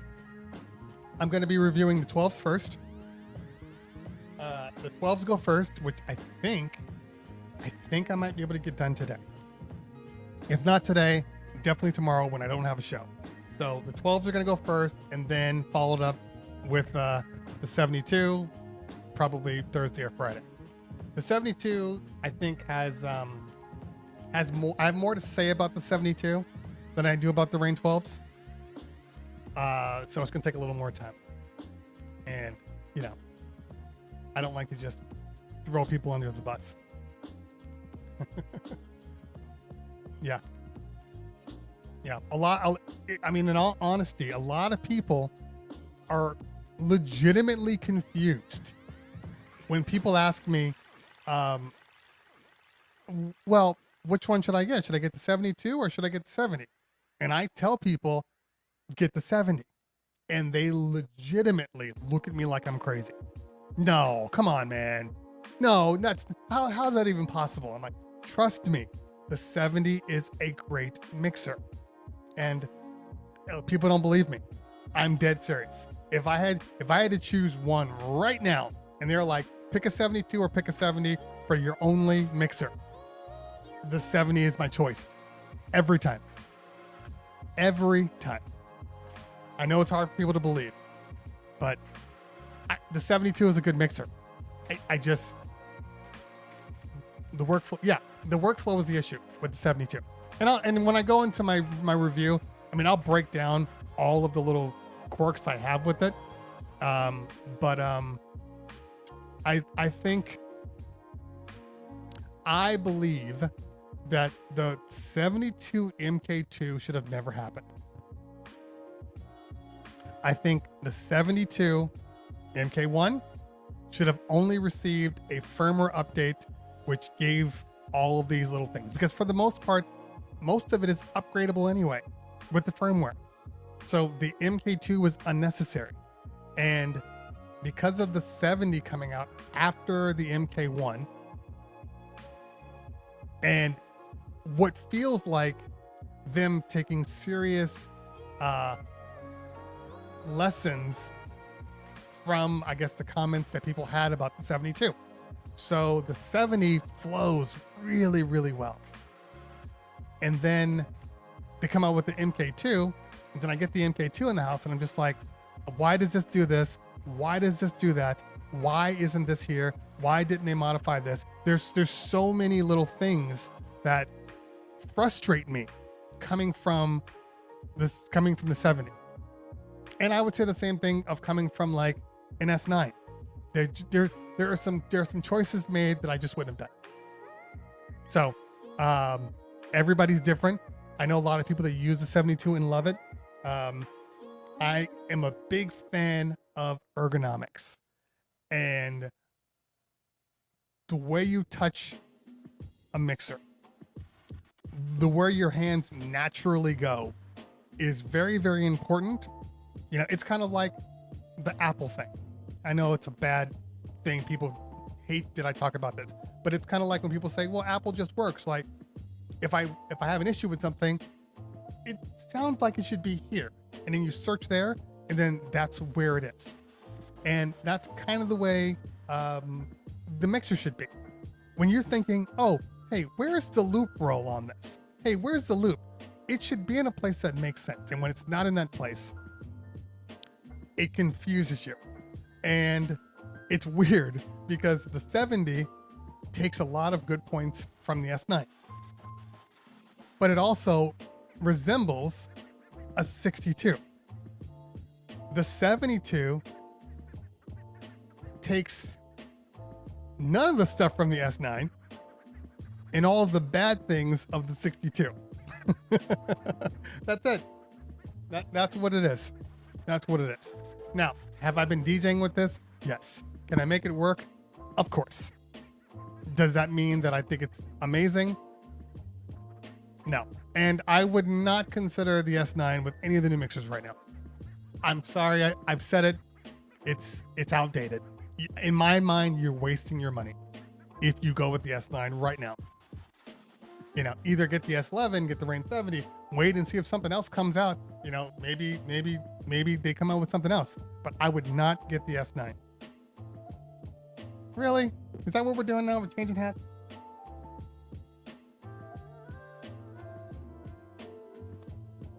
All right. There we go. What are we, children? All right. We got 41 people on YouTube. 41 people on YouTube. I need to see at least half you guys move over to Twitch. As I said before, this is the destination. I want you guys getting used to the fact that I do my shows on Twitch. This Wake Up in Cleveland. So I need everybody that's on to head over to there.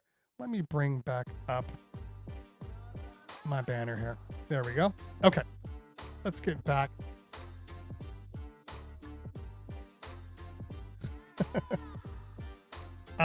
There's a lot of hats back here. There are a lot of hats back here. I'm not gonna lie. There's hats back here, and there's hats in a box back at the warehouse. Where I mean, legitimate the storage space. I'm not even calling it a warehouse anymore. But yes. Okay.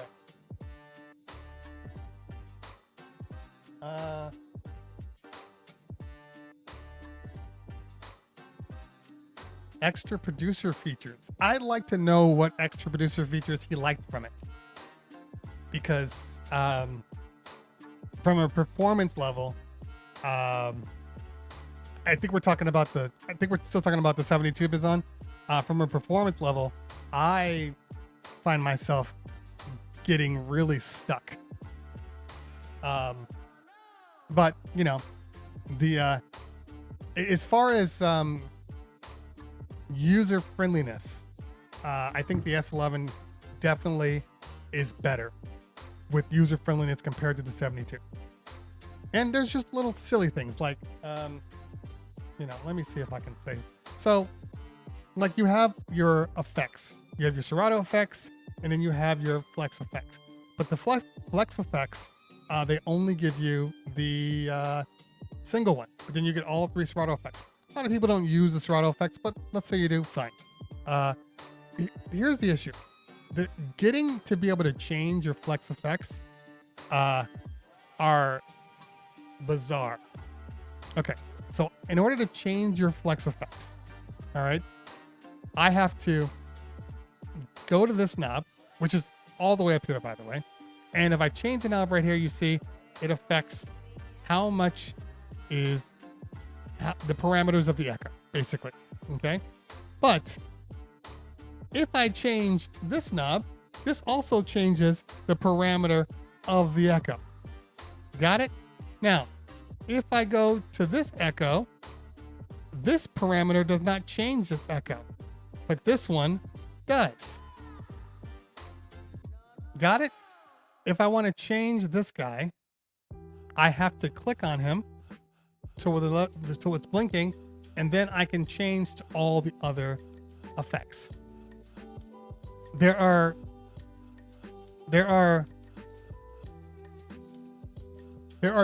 too many steps trying to get through this mixer. And I don't love the fact that there's no banks. I really wish there would have been banks. So there's just little things like that. Little quirky things that you have to do or that you forget and then you end up messing things up. That's my only issue with this mixer. They added silent Q, which is fine, but in doing so, they've switched. Oh, since we're talking about stuff, because that's what we do here. Since we've added silent Q using the parameter buttons, because for whatever reason, even though they came out with an MK2 version, knowing that they had silent Q on the Reign 70 dedicated buttons, for whatever reason, they didn't add this button to the mixer. Okay, so it's not in the software, it's a hardware button that you have to change. So you have to change the silent Q in not that.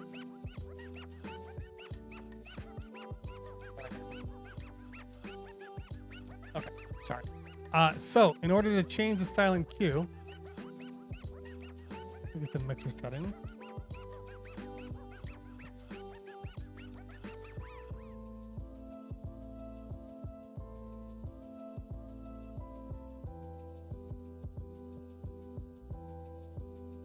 Damn it, screen.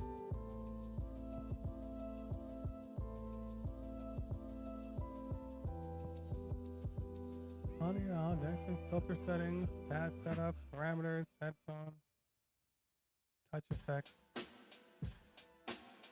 See, that's another thing. Okay, there it is. Parameter effects. God damn it. So here we go. Okay, so the parameter effects affect these guys right here. This is your parameter effects. Okay. Now, normally speaking,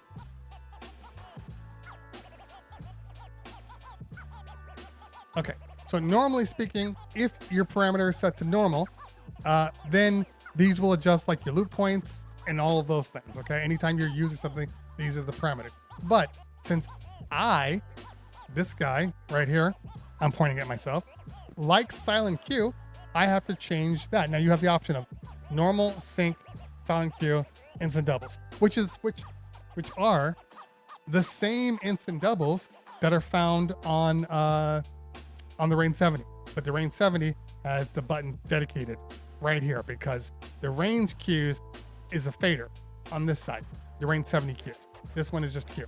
Got it. Okay. So now, once I change this to my silent Q, great, done. Okay, I can get out of this, go back to the waveform. I press this button, goes to silent Q. Hit the button again, starts playing.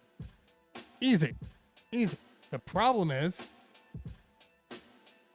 now you've lost your ability to use your parameters without holding the shift button down because it can't do one or the other. So because a hardware was released, MK2, mind you, MK2, they didn't fix most of the issues that people had. And they didn't fix the 70s fantastic layout and port some of the things over. Like button placement. Button placement is different on the Reign 70 than it is on the MK2. So little things like that, which we will talk about on the review, is the reason that I have such an issue. And it has absolutely nothing to do with the S11. If the S11 didn't come out, if the S11 did not come out, I would still say the same thing coming from a Reign 70. So if you only use the 72, okay, maybe this isn't a big deal. But ergonomically, the Reign 70 is, you know how I know? You know how I know that Reign believes that the Reign 70 is what it should be? This is how I know.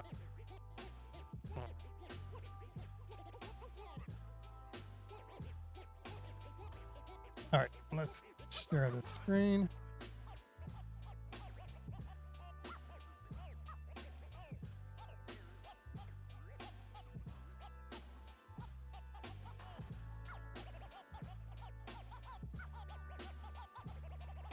Okay, so this is how I know that the 70 is where they want it to be.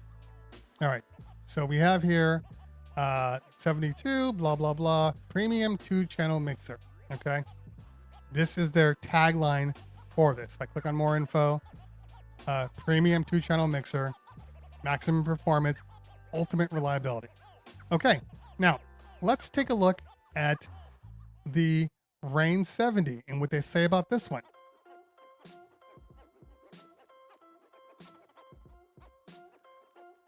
Intuitive layout, best in class performance. Intuitive layout. That's how you know. Intuitive layout. That's how you know what they feel. This is what I do, guys. This is what I do. MT2J man in the house. What is going on, man? What is going on? This is why I think manufacturers either love me or hate me. This is why. I'm way too anal for most. Okay. Let's get back to the comments here.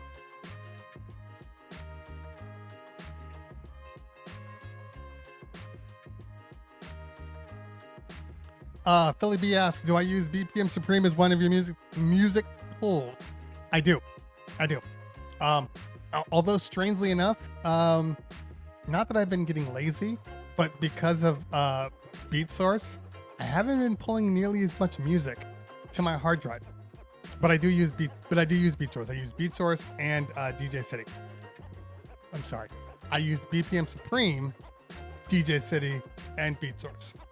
And they all are good. DJ City and Beat Source are good, and they both do different things.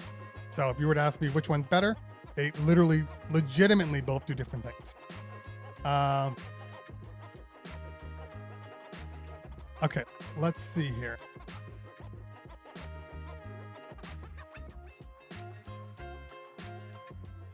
I'm traveling back up to make sure I didn't miss anybody. Mighty Rel in the house. What's going on, fam? Good to see you. All right.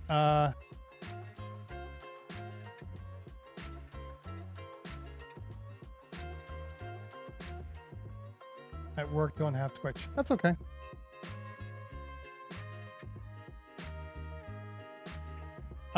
This is hold on. I think we're talking about we're still talking about the mixers.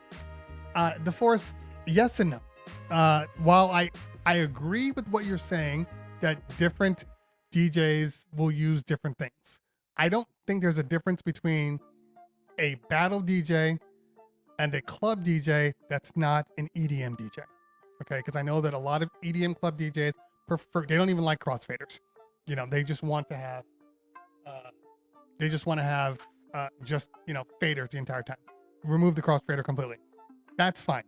I'm not saying that. But if you are a battle or a club DJ, I think fundamentally it's the same mixer.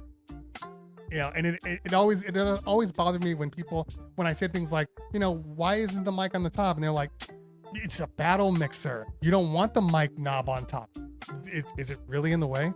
The mic knob, is it really getting in the way right now? So I think that the mixer should be able to do both things and both things effectively. You know, I find it strange that people who talk about battle mixers versus like club mixers, and like the Rain 72 is a battle mixer and the Rain 70 is like a club mixer. Why is it that every DJ out there is either using an S11? All the big name DJs who have a choice, who can choose whatever they want to use, why are they all using either the S11 or the Rain 70? Ask yourself that question. So, sorry, I'm hearing children cry. That just means school is starting up again. That's the joy. That's where we live. Okay. Let's see what else we got here.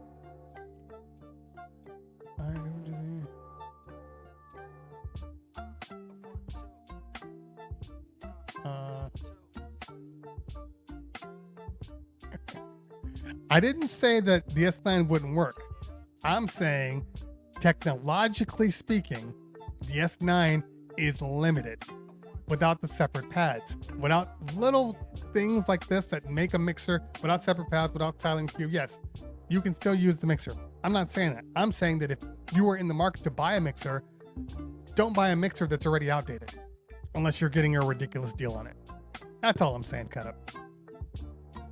This is why Cut Up and our interview lasted 5 hours, because this is Cut Up's thing. He's very good at arguing his points.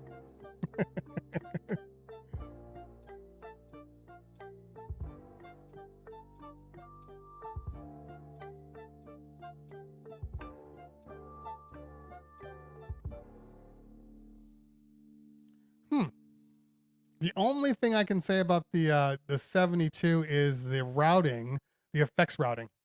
Pad modes and everything else are the same on all the mixers nowadays.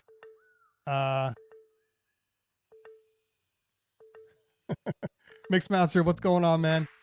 Okay. Moving down.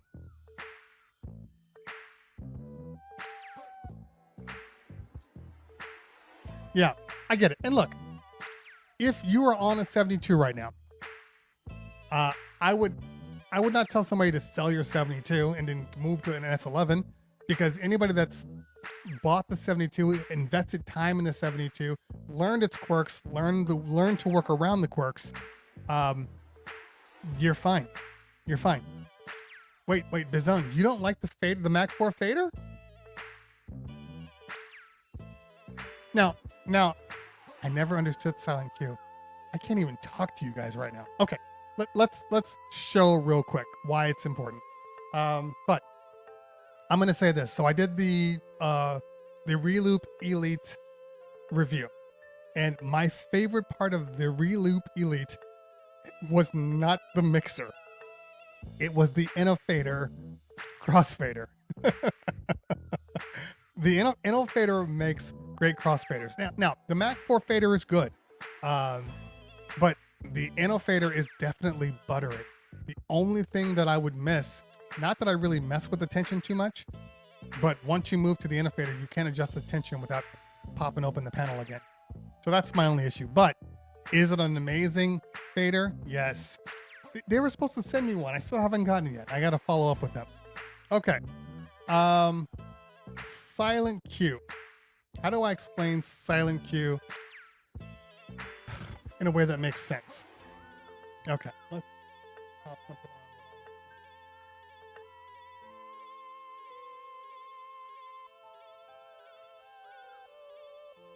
on.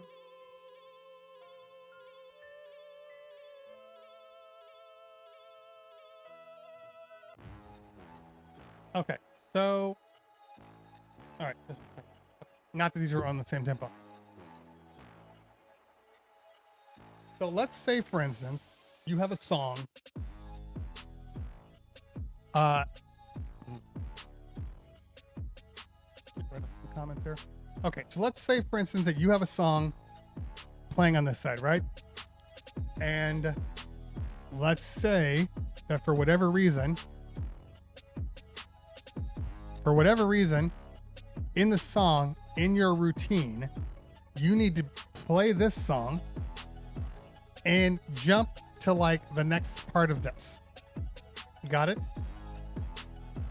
Just a perfect example. Just a simple example. Or you just want to play this part while this is open. Now, if your silent cue is on,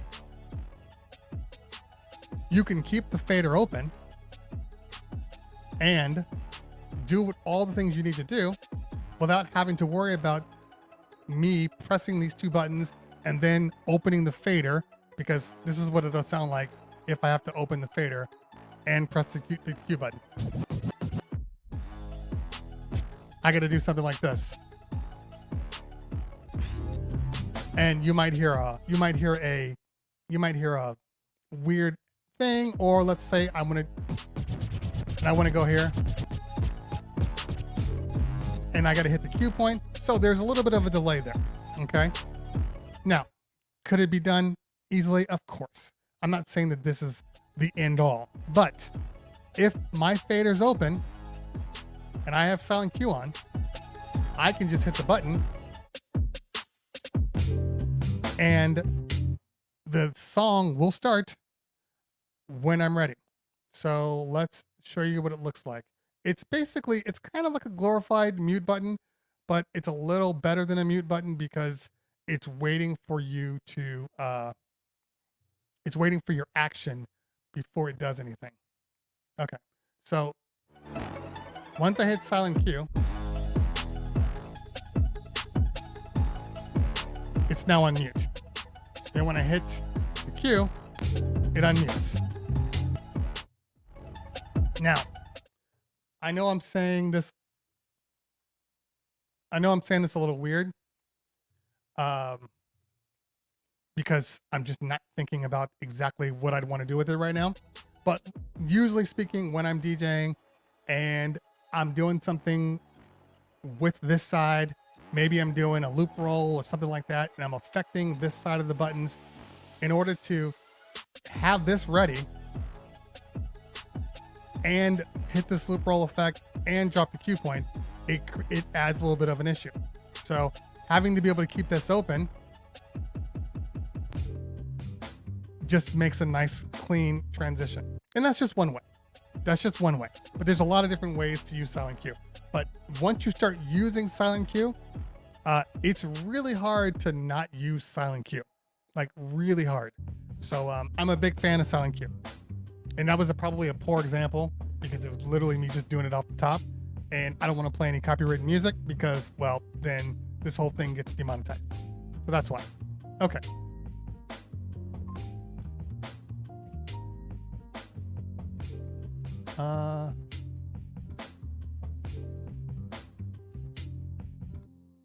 Yeah, and just bringing this up real quick. I know this is old. So this is kind of my point.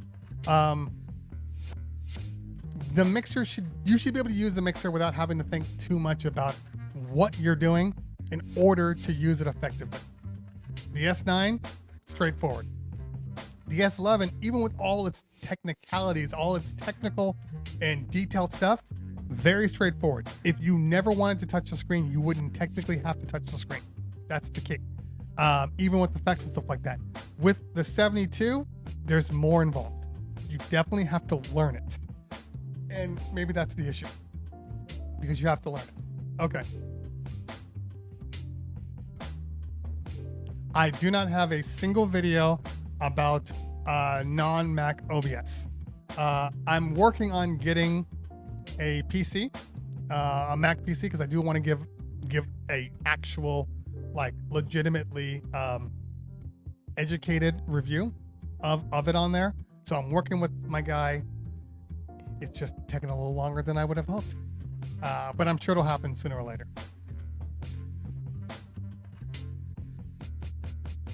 Okay, let's see here. Carolina Kings DJ QT. So much going on with that name. But, hello. Nice to meet you. So I think your name is QT and you're Carolina's King. Or are you Carolina's? See, there's so much here. I need to know about these names. You should be able to click on somebody's name and it gives you like the breakdown of what it actually means. Okay, let's drop down because I know I'm far behind here. I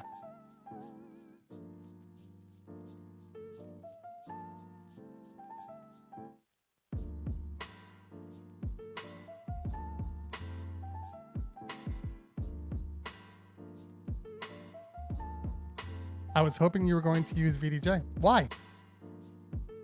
Just because? Is there a specific reason that you want me to use VDJ right now?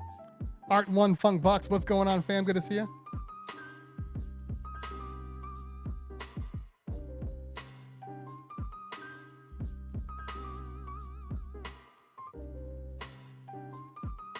Are they really? I didn't even realize that. Oh, okay. I can tell you why. And actually, hold on. That's weird. Normally my waves are set to vertical, like every time. I actually don't know why they went horizontal on Serato. I think I might have hit a button on the mixer because you can change things. So that's why. Yeah, I prefer vertical waveforms. All right. Let's see here.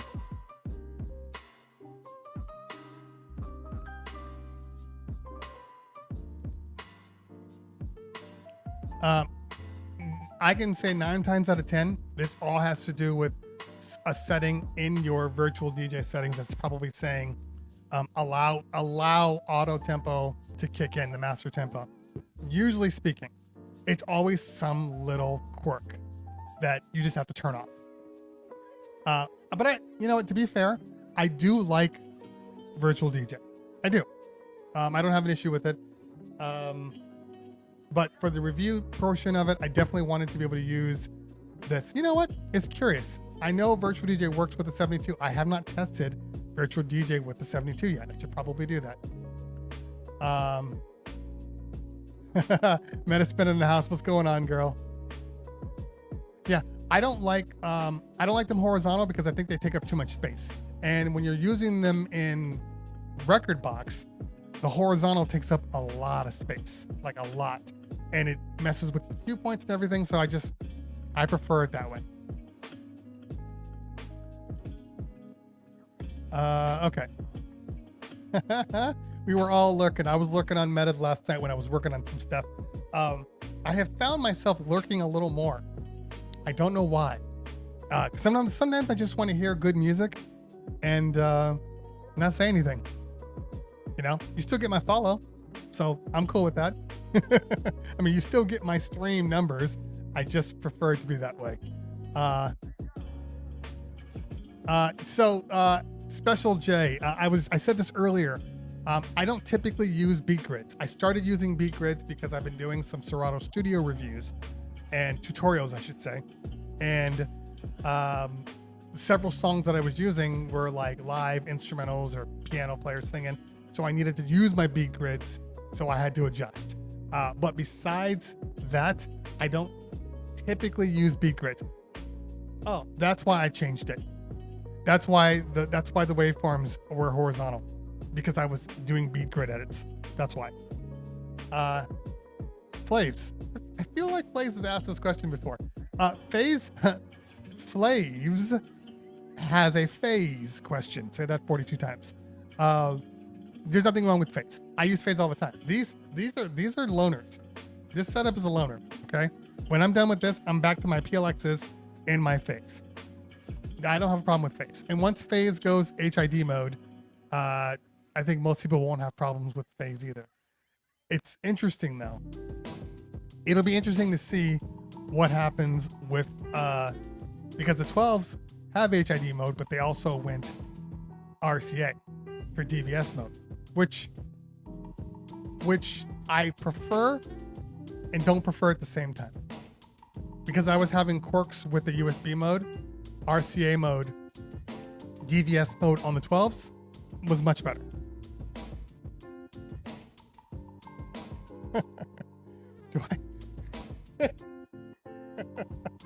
Do I use big words? I don't think I use big words.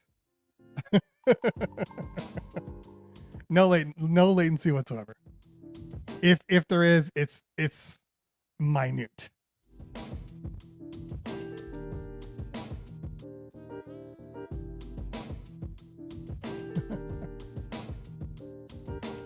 Yeah, the only problem with phase is drift mode. That's the only problem. And I don't mean drift mode like, you know, you put two songs on and you let them roll and they will slowly fall out of sync with one another. Okay, I'm not talking about that drift mode. Phase works pretty fine with that. Now, I've never run phase. I think the longest I've run phase to kind of check drift mode was like, I don't know, maybe 4 or 5 minutes, because I don't drift. I don't play two songs for more than 4 or 5 minutes together ever. I don't even know if EDM guys do it that long. So drift mode is more like this. So if you're doing beat juggles, right? Or if you're scratching a long time on the phases over time, if I'm at the 12 and I'm doing this over time, the needle, I'm doing air quotes, needle will slowly start to go out of the way. It'll slowly start, instead of being at 12, that's not what I wanted.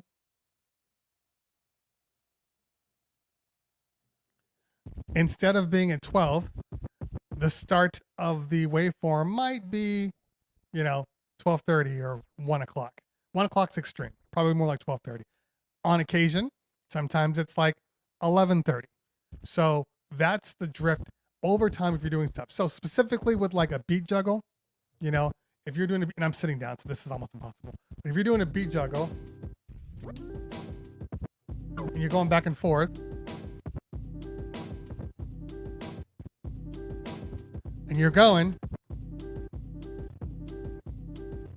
over time, that 12 o'clock is going to definitely end up being around 1 o'clock. All right. So that's the issue with phases. My biggest problem with phases. And then also with phase, the only other issue with phase is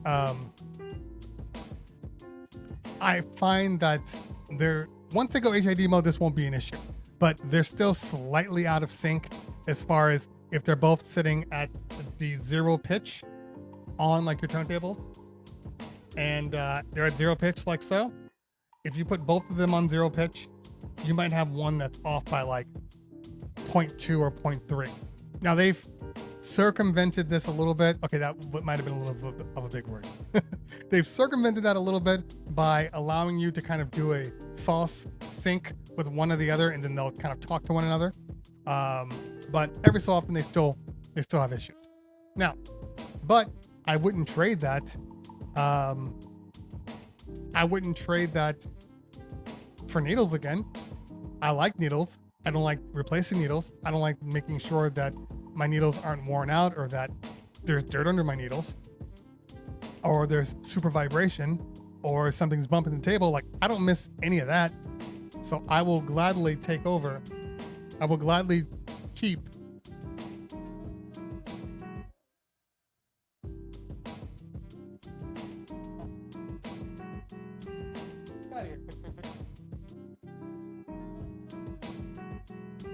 Okay, that was a mistake.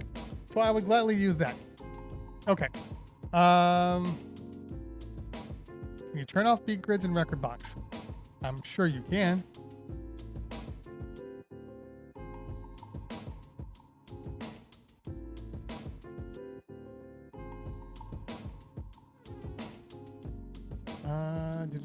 Where's that at?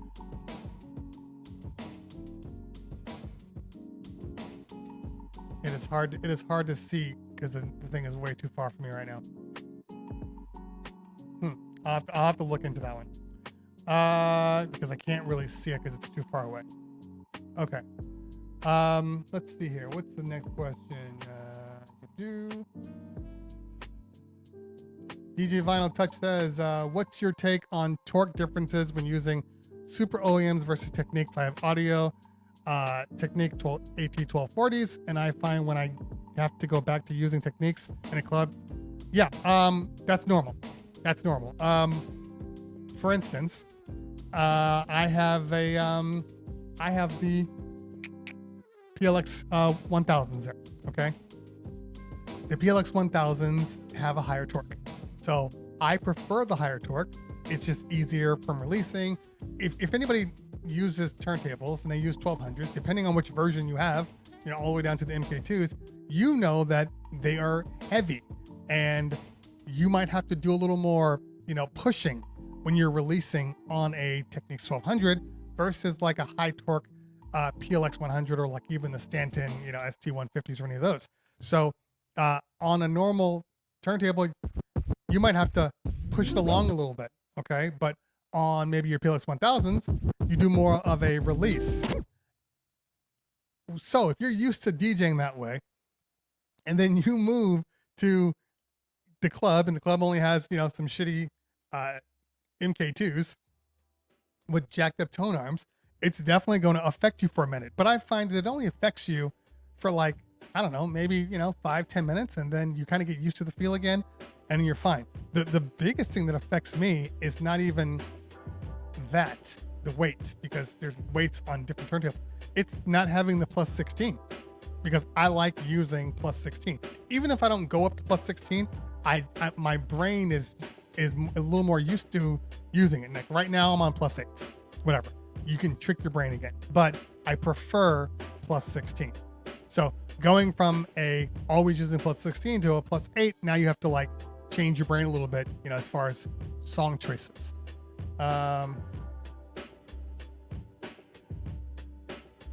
Beatport was acting weird with Serato 4.1, had freezing issues and crashes. There is a 4.2. So download the newest version. A lot of people don't know it. It didn't seem like they really advertised it, but there was like a 0.2 right afterwards.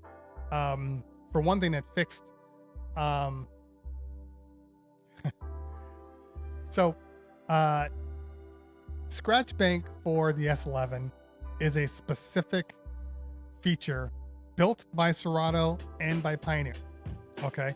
But technically speaking, Scratch Bank could be used on any mixer, but it's an exclusive to Pioneer. Now, I don't know how long it's exclusive to Pioneer, but if you were fortunate enough, like me, to have multiple mixers in the house, when I was testing the S11 with the beta software, and then I opened up my 72, the Scratch Bank worked just fine. Now, did it mess up a lot of other things? Yes. Okay. But the Scratch Bank for here, which on this mixer is Slicer. So the Slicer went away completely. But the Scratch Bank was there. So that tells me that at any point, the 72s could get Scratch Bank. It's just a matter of if or when.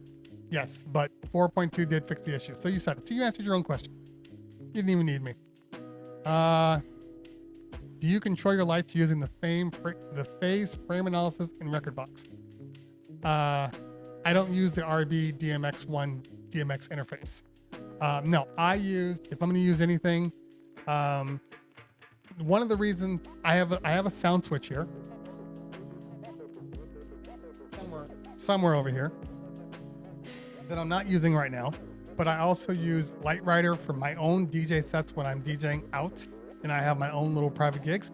I typically use Light Rider, and I go out of my iPad into, you know, a MIDI, a DMX interface, wireless interface.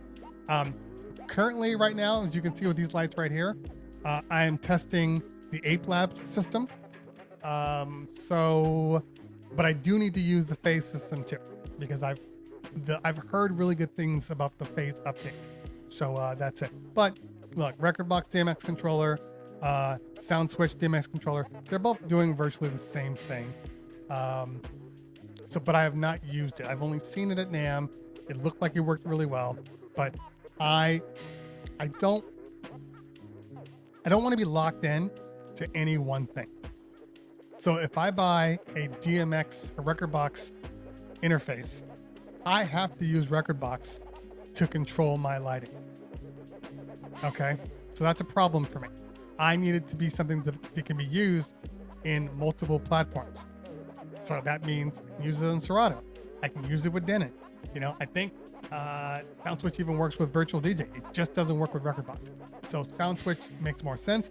More importantly, the Light Rider app makes even more sense, especially if you're using like moving heads and things like that. It just makes it easier. Okay. I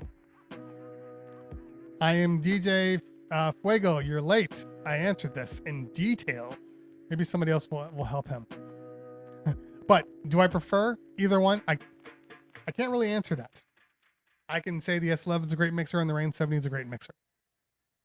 And if you had either one of those, you'd be very, very happy. Okay. Yeah, so there you go. Mixmaster has answered the technical details of that.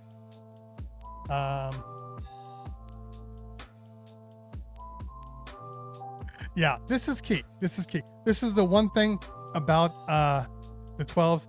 I have a love-hate relationship with the 12s. While fundamentally, I love the 12s. I love what they do. I love that I don't have to worry about battery issues. I love that they're always on. I love that you technically only need to plug in USBs to get them to work. I love that.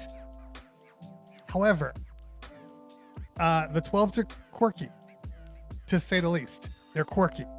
I've learned to get used to them, but I can tell you this, I'm really glad they came out with the DVS option with the RCAs versus just the standard USB, because with the USB, you are at the mercy of whatever software you're using. So that could be Serato, that could be Tractor, Virtual DJ. You're at the mercy of the software. So, say for instance, a new mixer comes out, like the S11, okay?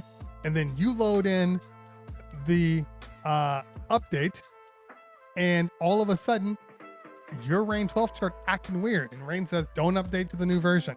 But you have to because you're using a S11. So, it was really quirky for me in the beginning.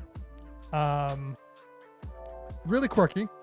But once the RCAs, I switched to the RCA, the quirkiness went away. Now you lose a lot of the cool features of it. Like I said, I have a love-hate relationship with the 12s.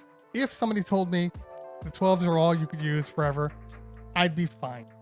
But my job as a reviewer is not necessarily to only give the good points. It's to give the bad points too, and let you decide if it's something that you want. So that's an issue for me, because there are some quirks that you have to get used to, and so that's why. But they are great, and they're light. The actual platters themselves are light. That was something I had to get used to, and it took a minute, because if I'm doing any type of juggles, this thing, my normal pull, like on my PLX 1000s, it would send this thing back like two revolutions. So that was something I needed to get used to. So it's just, little quirks that you gotta get used to. Not a big deal. Okay. I have too much vinyl too. For both DJ Vinyl Touch. Look, with a name like DJ Vinyl Touch, I kind of feel like you can't get the 12s. I think you need to stick with regular turntable. But I like that option too.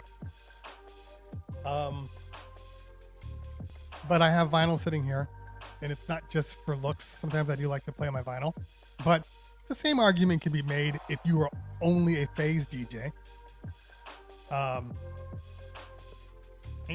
if you're only a phase DJ, then you're not going to be able to play your vinyl too. Maybe your needles are bad.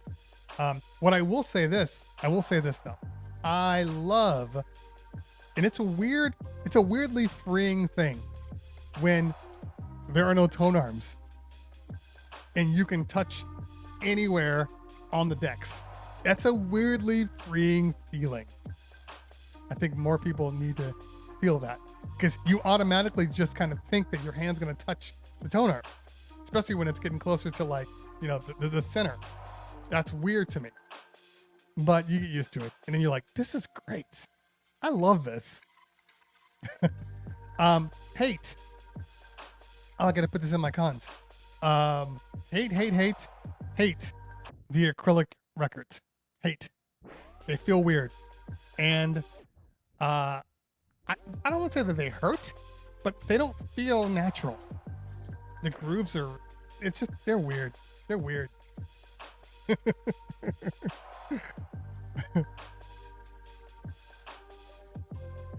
All right, what do we got here? DJ Dam says, great deal on the phase right now. Yeah, I would have hoped that at this point, the phase had released their HID mode. And then I think a lot of people would be buying it that didn't have it already. But it is what it is.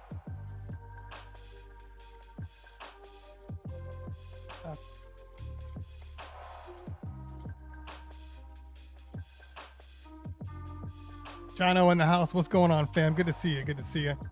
All right, we're gonna stay on a couple of minutes. Was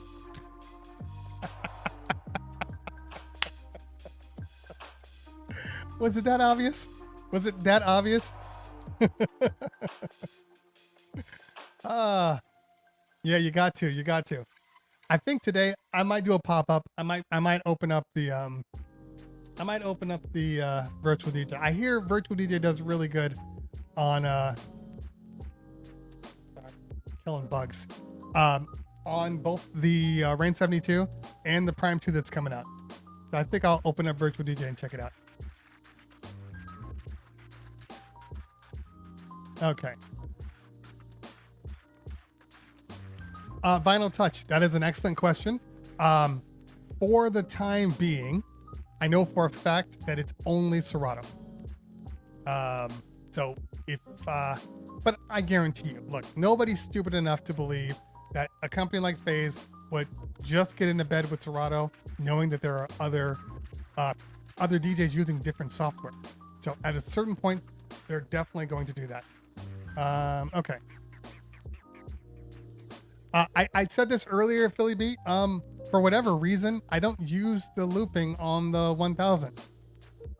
You know, or I look at the auto loop, what it's set to, before I hit it. So I don't make adjustments on the fly. But yeah, or I use loop roll. Loop roll is still my favorite. That's what I use. Okay. I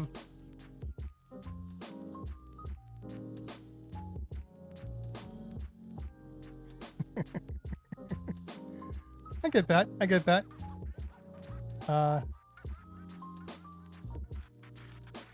What I don't like about the acrylics is if it gets hot in the room, as obviously we were just kind of moving out of summer, in Southern California, September is still like 105 degrees.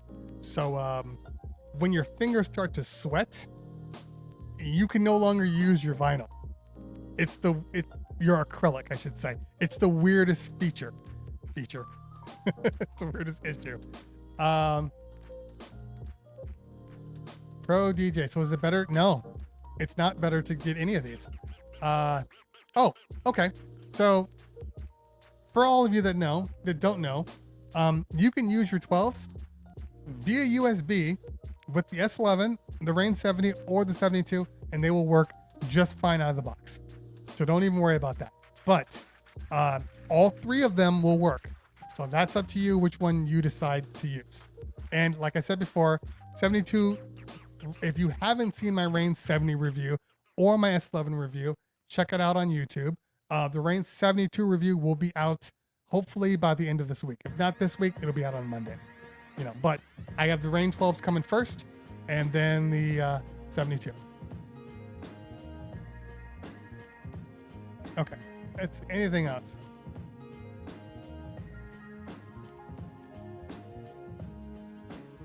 It's possible. It's very possible. Yeah. Anything's possible. Look, the market will tell Pioneer where it needs to go. Okay. And they can look around and say, hey, look, the Rain 12s were successful. People tend to like them, which is weird though, because like as successful as the Rain 12s were, I never once saw them in any clubs. I only knew one friend that actually owned a pair of 12s, and but people love them. So it's really, really weird. I honestly don't know how much the market really needs them. I think you'd probably be able to get away with like the same thing with like a 7-inch platter instead. Like I love kind of like the Denon SC, 5 and 6,000s. Like, I don't know, something that the M's are good. Do I like using these? Yes.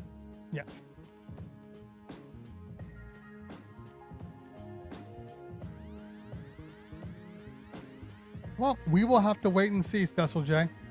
I think there's room for CDJs and anything else they want to put out. And then we can come back here and talk about it.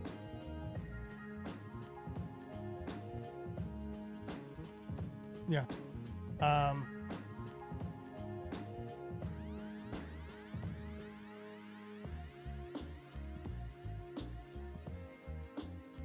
Okay. I swore I saw a concept picture with a Rain 70-like mixer from Pioneer alongside the two versions of the S11. Do you know if that's possible in the works? Does it even make sense with screen features like scratch make and dual deck? Okay. So here is the God's honest truth. Okay. So for anybody that's here, there's enough people to understand this.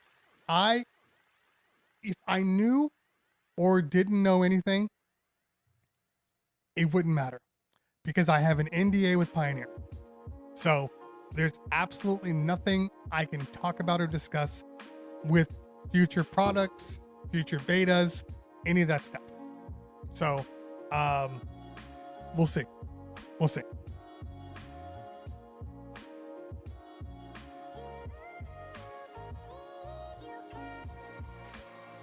Yeah, I think it's possible.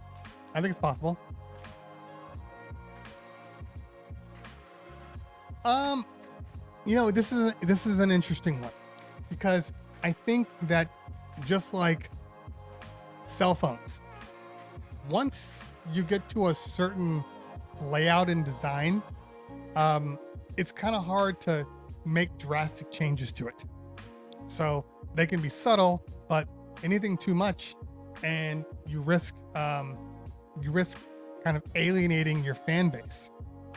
Got it? So like when the SX2 came out, or the SX, I should say, I think the SX2 kind of set the standard with the RGB modes and all that stuff for all controllers. So everything kind of looks like an SX2, right?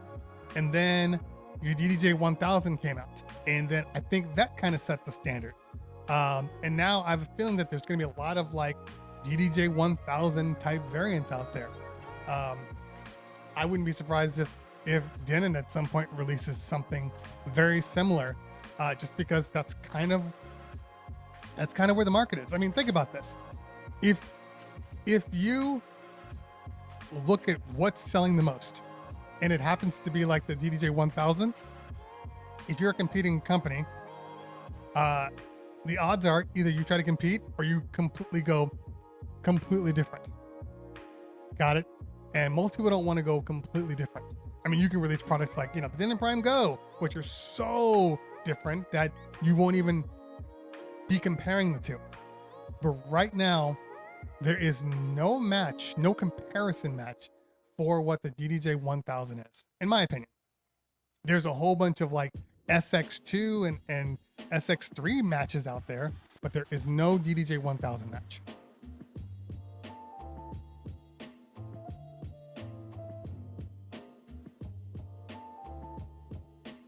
Yeah, we'll see. We'll see. I don't know what the market will be or won't be, because anytime they release a product, it seems like a lot of people had enough money to buy a whole bunch of S11s and S11Es. So I don't know. I mean, they've already made cheap products. The 200, the 400, the SB2s, like those were all cheap products. So I don't think that was ever an issue that they didn't want to. They only wanted to release high-end products.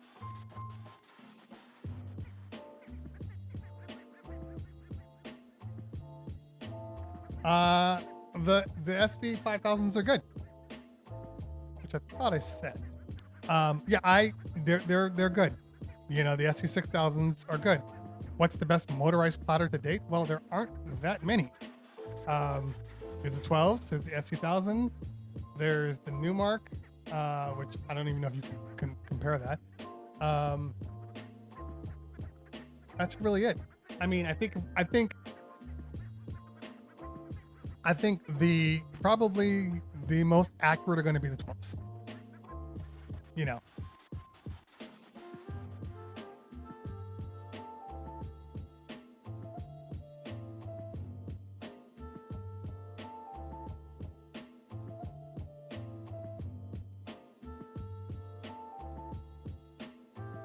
Yeah, I don't know if they got them to spend $200 to upgrade, or if they got somebody to spend, $400 less to downgrade. A lot of people just couldn't afford the DDJ 1000. A lot of people don't care about all the bells and whistles or all the professional things that the DDJ 1000 has built into it. They only care about the way things look. That's facts. Okay. So throw some bigger jog wheels on and you're going to sell, 40% of the people right off the bat. Like, oh, what is this? I want that. It's only going to be the professionals that are going to go, oh, you know what? Maybe that's not for me, or maybe it only works in this capacity. But for a lot of people, that's all they needed. That's all they needed. Hey, shiny things win. They always do.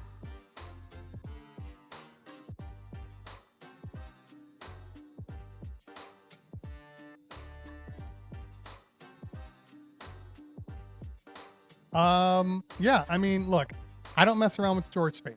All of my computers, my original 2012 Retina MacBook Pro had 1 terabyte of storage.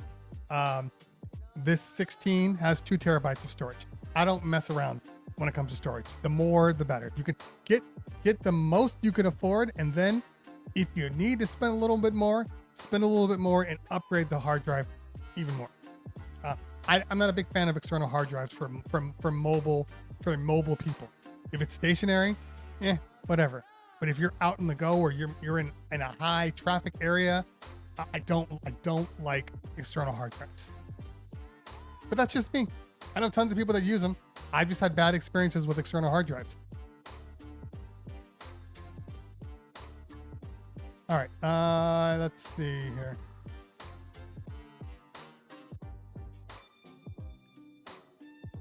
I don't know that they were a hit. I don't know that I can agree with that. I think people recognized the value in them. That doesn't mean that people went out and bought them. That's the key here.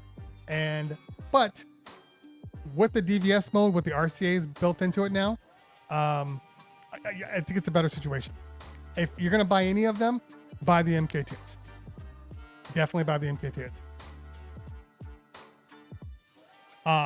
What mixer? Honestly, any mixer will work with drum and bass, with hip hop, with R&B. they're all going to be good. Okay. If you're doing hip hop, you just need one with a good crossfader. So if you need anything that has the Magville fader, that has the Mag 4 fader, that has an Inno fader. I mean, for God's sakes, even the Scratch, the Newmark Scratch is a great mixer because it has the Inno fader in it. So, you know, I mean, there's a lot of great mixers out there. You don't have to spend $2,000 on a mixer if you don't need to.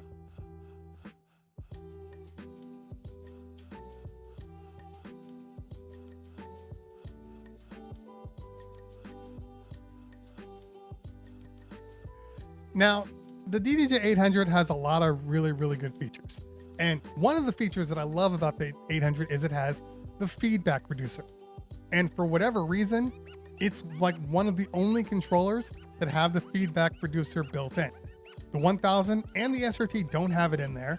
The SX3, I can't remember if the SX3 has it in there.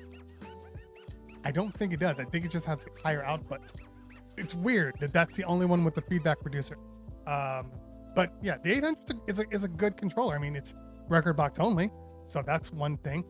So that's the thing I will tell you. So for anybody that's asking or looking at the writing on the wall, I personally would suggest anybody buying a product right now to wait. If you're buying a Pioneer product, I wouldn't buy any Pioneer controller if you can avoid it right now, because I think that everything they're coming out with after the fact now is Serato and Rekordbox versions. So kill two birds with one stone. Don't spend to upgrade right now, knowing that probably something else is going to come out and it will be Rekordbox and Serato too. That's the only thing I would say, because the writing's on the wall. You know, the S11 does both. The XP2 does both. It's just the newest controller, the Flex, does both. So you can tell that the future is going to be Rekordbox and Serato built in. So any computer, any software you buy right now, I would say, or hardware, I would wait or make sure it has both.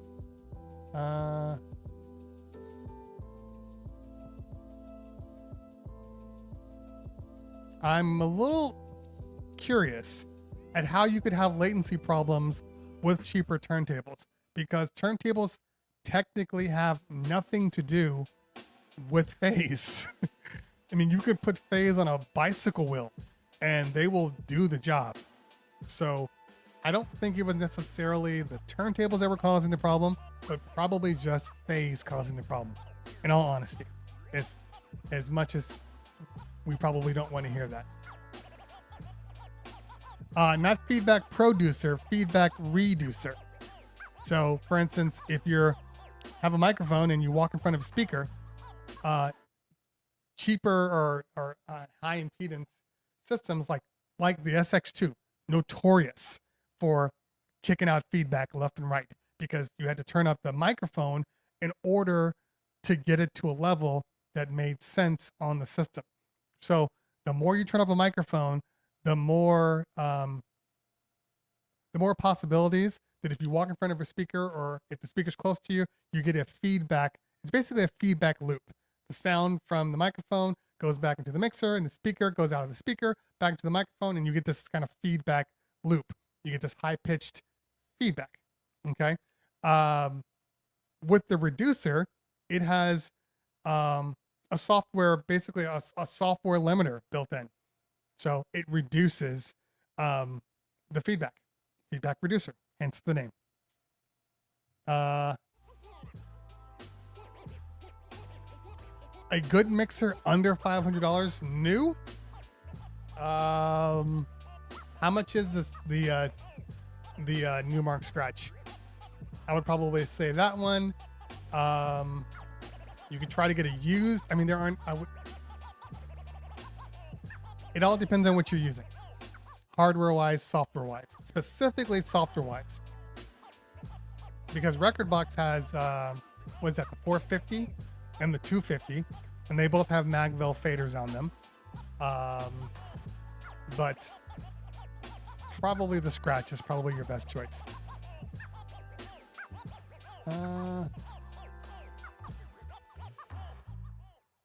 DDJ 400 is a good controller.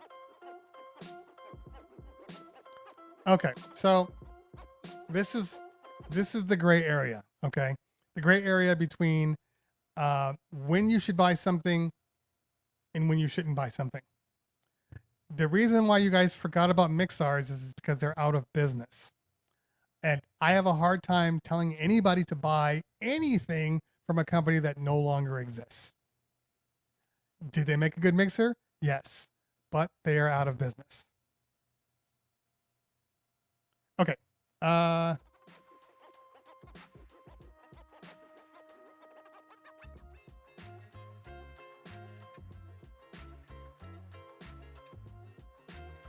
Yeah. And there's also another option. You could go the cheap way and pick yourself up like a Rain 57 or even like a 62 or one of those that were cheaper and get yourself like a Denon DS1 and then just run it like a straight mixer. That's another option. And then maybe get an XP1 to go along with it or an XP2. That's an option.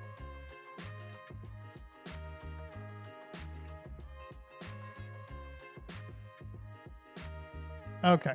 All right. So what time is it? All right. It is 12:30.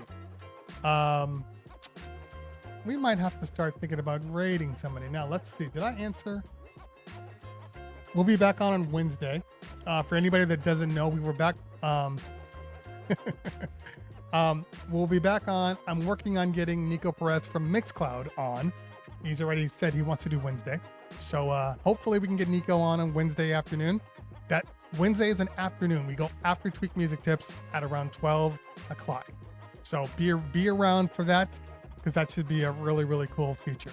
Have you used the new track edit feature in Rekordbox? Yes, I have actually. It's good. It's good. No complaints. It's easy. It's straightforward. It's more like using like a wave editor than it is really, adjusting the tracks. But it works. And you can save it right into Rekordbox or export it out as an MP3. So no complaints about that. Yeah, I've kind of used a lot of stuff.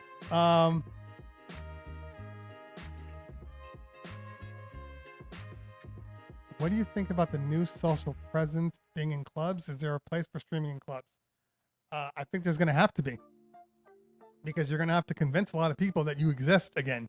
A lot of clubs won't be around when we get back out of this. A lot of your favorite clubs will probably be out of business. So for a lot of DJs that are potentially larger on Twitch, that are local to them, obviously, this is going to be a way to show people, like Chris Villa. Chris Villa does. He's in Arizona, and they opened up.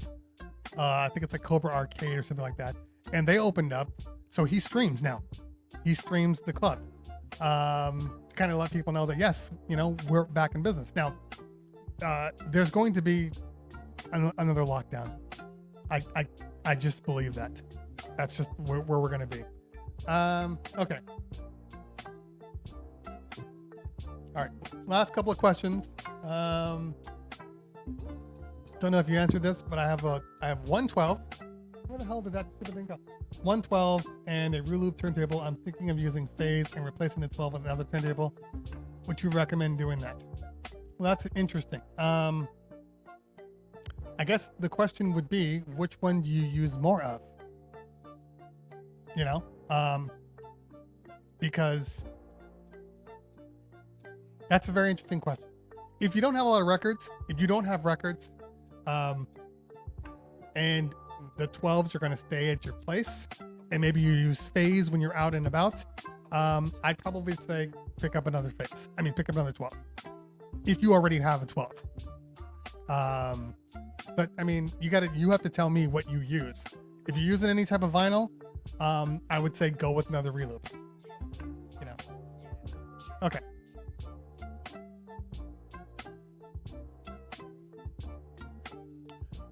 I can definitely do that. We did one before because we were using BeatSource Link but I can do one. If not Wednesday because I have the interview, maybe we'll do it on Thursday. We can do that. That'd be good.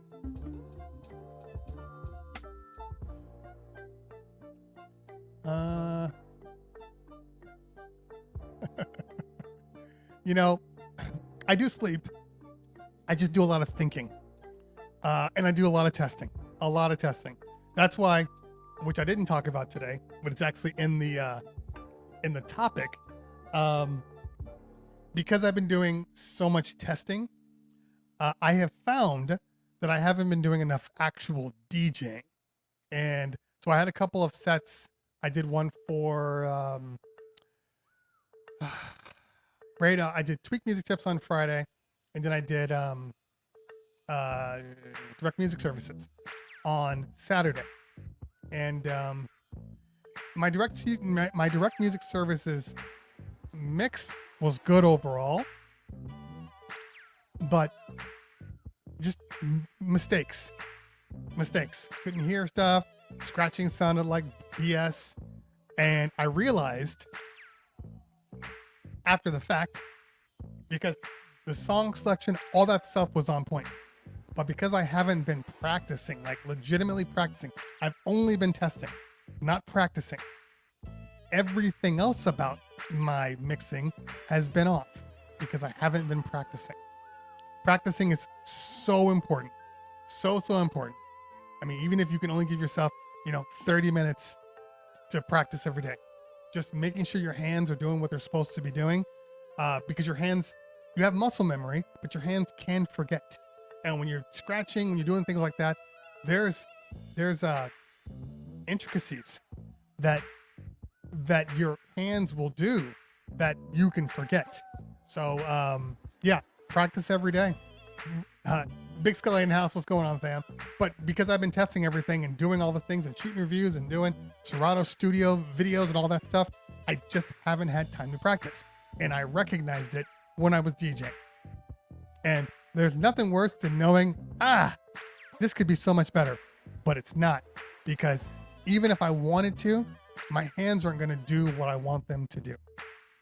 It's like exercise, like you get to a point where you're running 3 or 4 times a week and you're running 3 miles, 4 miles, and you get done. You're like, oh, that was easy. Then you stop for a month and you try to start back up again. Everything feels hard again. Everything feels hard. And that's where I was. So, make sure you take this opportunity during quarantine, especially if you're not doing all of the things that I do, that you are practicing. Practice. Yes, we are talking about practice. Okay, let's see. Yeah, exactly.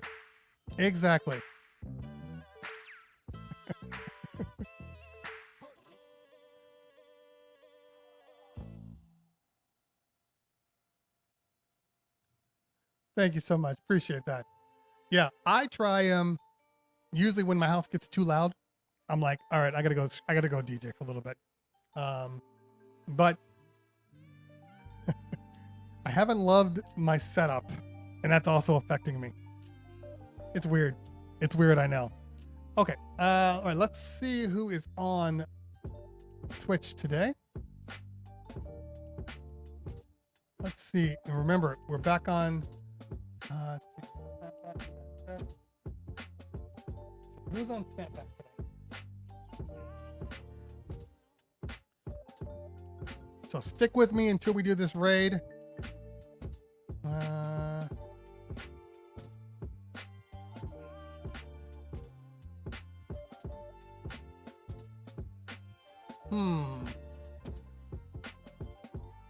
We got Yacht Rock. We can raid Darth Vader with some Yacht Rock. I don't think I've ever raided Darth Vader. I think we need to raid Darth Vader. We might be doing some Yacht Rock. It's a dream. It's a dream, and it can also be a nightmare. You know what? We haven't raided TLM. Hey, do me a favor real quick. Somebody head over to TLM, ask him how long he's going to be on for. And is he actually DJing? Yes, he is. Okay, cool. Cool. Yeah. Yeah. Find out if DJ TLM how long he's going to be on for.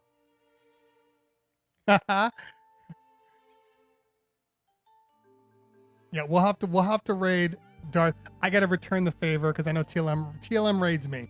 So if he's going to be on for the next hour or so, he just started about 20 minutes ago. Perfect. So we're going to raid TLM. Yeah, but we will definitely raid Darth Vader in a while, and probably the next time.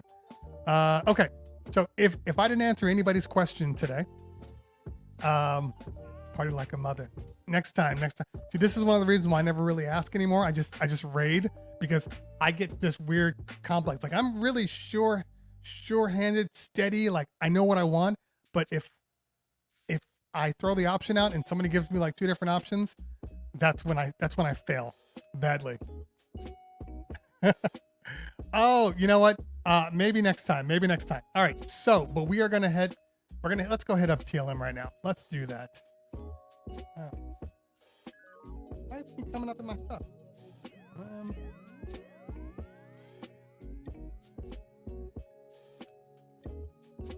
All right, there we go. All right. And remember, pro tip, always be on your phone or your stream before you do the raid. Because if you do the raid and you're not on here and then you try to go on your phone, if you're not following that person or subscribe to them, what's going to happen is you're going to end up missing the first 30 seconds because you have to watch an ad.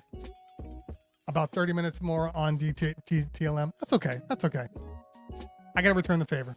So let's do this. All right, so let's hit this raid.